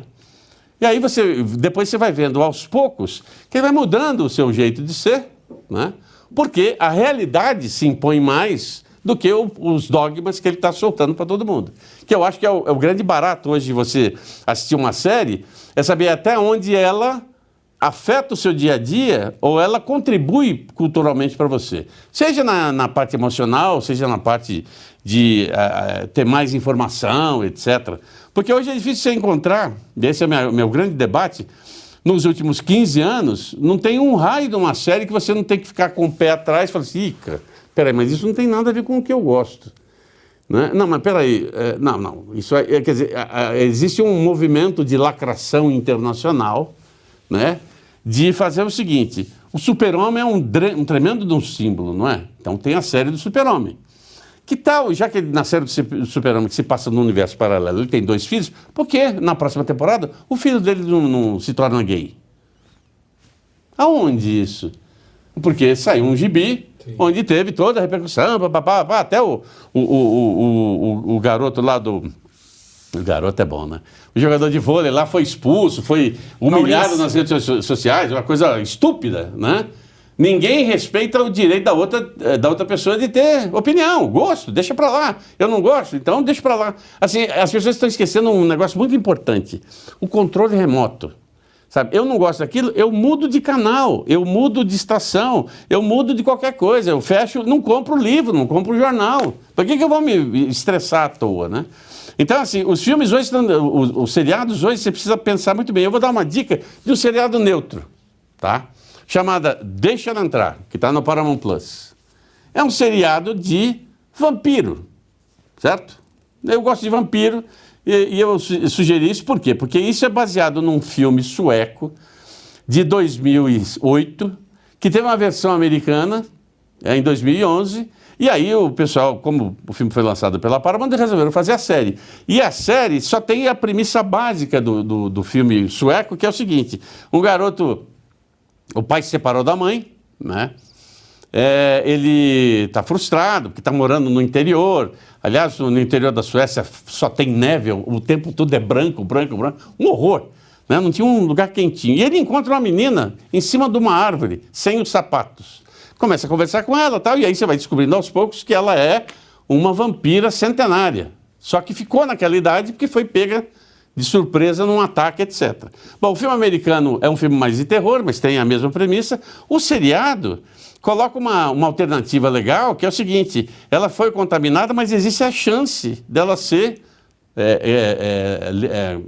liberada, quer dizer, curada do vampirismo através da ciência. Então, é um negócio bem legal. São 10 episódios que eu assisti e achei a conclusão da temporada muito boa. Então, assim, é para você relaxar. Não é para você ficar, oh, meu Deus. E não tem lacração, que é o que eu gostei mais. A gente está quase no final do programa. Pedir para a Ana, se ela quer aproveitar para pedir uma dica aqui para o Paulo Gustavo. Ele já falou do Newsroom e Deixa Ela Entrar. Série sueca, é isso, Paulo? Isso, não, série americana. Americana, desculpe. Estou anotando aqui. Diga lá, Ana.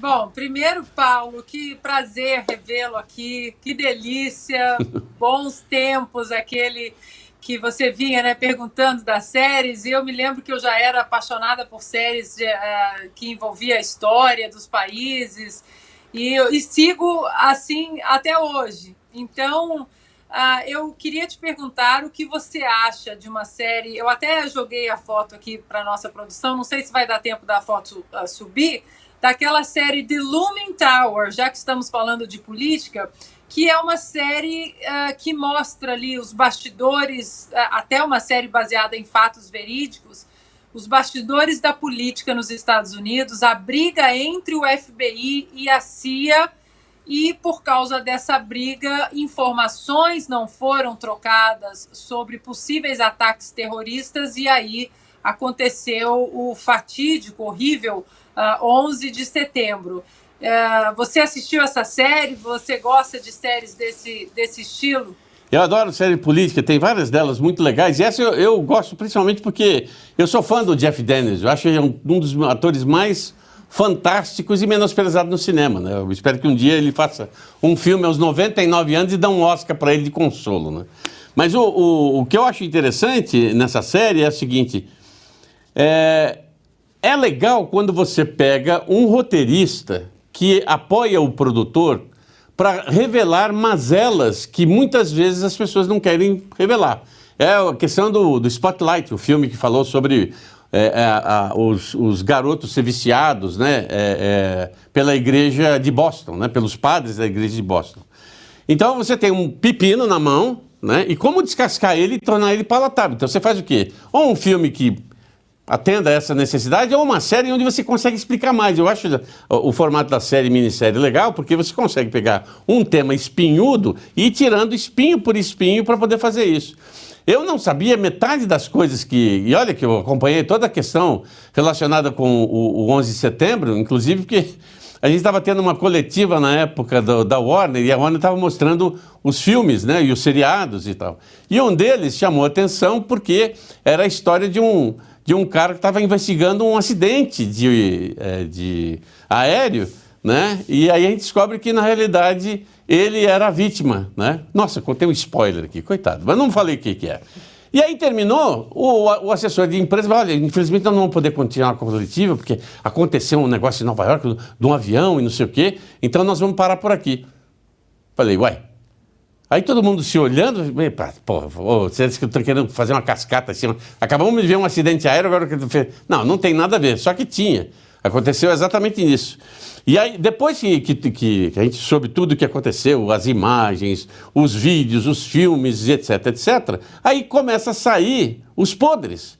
Porque como é que você pode imaginar uma sociedade como a americana, rigorosa em várias coisas, deixar acontecer o que aconteceu em 11 de setembro?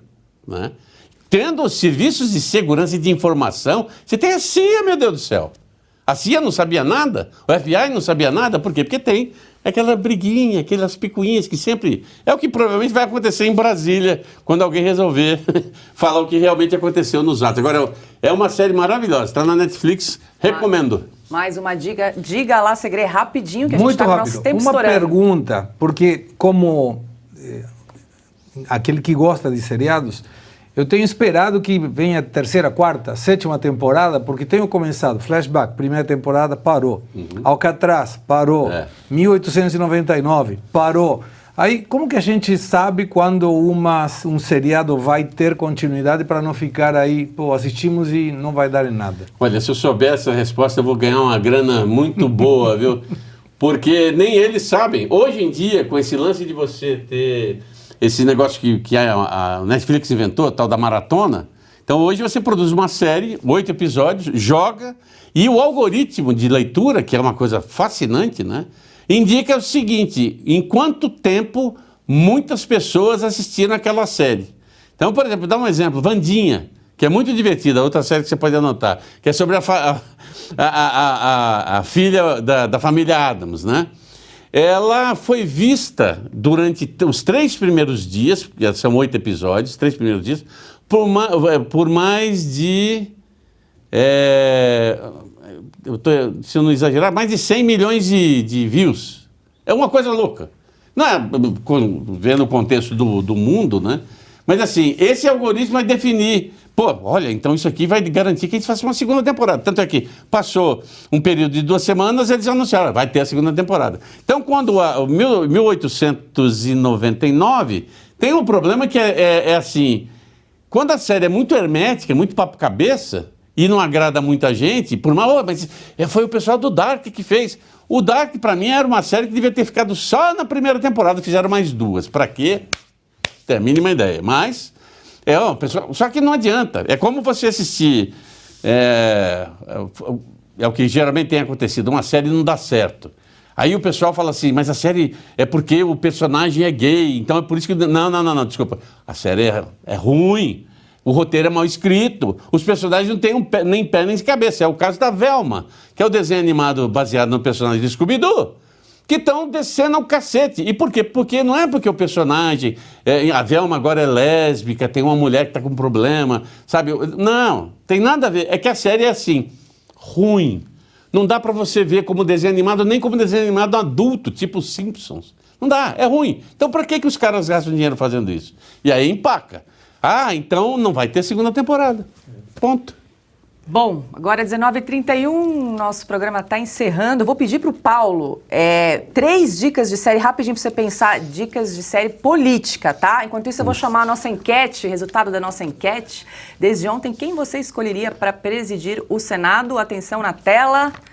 O nosso resultado, então, com 72,2%, Rogério Marinho, do PL do Rio Grande do Norte. Na segunda posição, Eduardo Girão, do Podemos, do Ceará, com 25,2%. Rodrigo Pacheco, com 0,7%, do PSD de Minas Gerais. E outros ali com 1,9%. A gente agradece, então, a sua participação aqui na nossa enquete. A partir de semana que vem, todos os dias no site da Revista Oeste, a gente convida você a participar da nossa pesquisa, da nossa enquete aqui no programa Oeste Sem Filtro. E termina aqui mais uma edição do nosso programa. Muito obrigada pela sua companhia. Quero deixar um beijo para Augusto Nunes, Guilherme Fiuza, que estão em férias, Silvio Navarro, merecido descanso depois do fechamento da revista, o Flávio, que nos acompanhou essa semana, Gustavo Segre, que nos abrilhantou aqui com o começo e agora o final, terminamos a semana com ele. Muito obrigada. Obrigado a vocês pelo convite, sempre à disposição. Ana Paula Henkel, sextou, já estou com a minha listinha aqui de dicas de séries aqui para fazer a lição de casa. Não deu tempo de subir a imagem, mas para nossa audiência... Deu tempo, Ana. Deu tempo? Tá lá, ó. E aí? Então é isso. Opa, vou anotar também. Lumen Tower. Excelente a série, baseada em fatos reais, mostra exatamente os bastidores ali que o Paulo estava falando, né? Sem achar culpados o Partido Democrata ou o Partido Republicano, mas as brigas políticas entre 2 forças policiais grandes nos Estados Unidos, né? O FBI e a CIA. E aquela série que você assiste apenas pelo conceito histórico já é muito boa, que o Paulo estava falando. É muito chato quando as pessoas querem criticar ou elogiar uma série e aí enfiam a política, porque o personagem é gay, porque não é, porque é negro, porque é mulher. Então essa é uma série que tem um contexto exatamente pelos fatos que aconteceram antes do 11 de setembro. Obrigada, Paula, pela condução do Sem Filtro mais essa semana. Paulo, querido, um beijo, que saudade. Segre, obrigada. Querido Flávio, Augusto, Fiuza, um beijo. E a todos vocês, bom final de semana, boas séries, bom descanso e até segunda. Paulo, Gustavo, já anotei algumas dicas, o bate-papo foi rápido e, aliás, ficou uma dica aqui também. O Paulo participou do programa Oestcast com o Dagomir Marquesi aqui na casa, então você encontra... Lá tem um bate-papo maior, né, Paulo? Mais de 1 hora, vocês conversaram. E ele é responsável por eu ter escrito o Almanac dos Seriados. Olha só, então... Não, já deu spoiler. Agora, mais você tem que conferir, então, no programa Oestcast. É só procurar no site, no YouTube, acho que no Rumble também. O programa a gente já subiu aqui na plataforma para você acompanhar. Agora, eu te pedi 3 séries. Vamos lá, Paulo, Eu não rapidinho. vou falar 3 séries, vou falar só de uma que eu achei uma das séries mais doidas que eu já vi até hoje, chamada Ascensão, que está na Netflix, que é a história de o seguinte: o governo americano nos anos 50 queria falar que eu sou o todo-poderoso do espaço, né? Então eles criaram uma nave espacial, né? E colocaram mais ou menos umas 100 famílias dentro para um voo interplanetário, né? Enorme e tal, que vai durar mais ou menos uns 50 anos. Acontece que a nave nunca saiu do chão. Eles estão vivendo nesse lugar, né? Durante 50 anos, achando que estão no espaço. Nossa. E aí o que acontece é que há um vazamento de informação, e aí você imagina o que você pode fazer. Tem um filme muito divertido chamado Capricórnio 1, que é também os caras mandam 3 astronautas para Marte, mas não tem certeza se eles vão voltar. Só que não simulam tudo. E aí, quando a nave está voltando, a nave explode. O que eles vão fazer com os 3 astronautas? É simples, vão matar eles, né? E é um filme americano falando sobre a falsidade, né? Que nem a história, né? O homem nunca pousou na Lua. Não mesmo? Não. Na realidade, eu sei dessa informação, que realmente não pousou. Quem fez a filmagem foi o Kubrick, que pediu para fazer em locação, para dar uma certa garantia da credibilidade do vídeo final. Obrigada, Paulo, pela sua participação. Lembrando que tem mais no Oestcast se você quiser acompanhar o bate-papo sobre séries aqui na plataforma Rumble.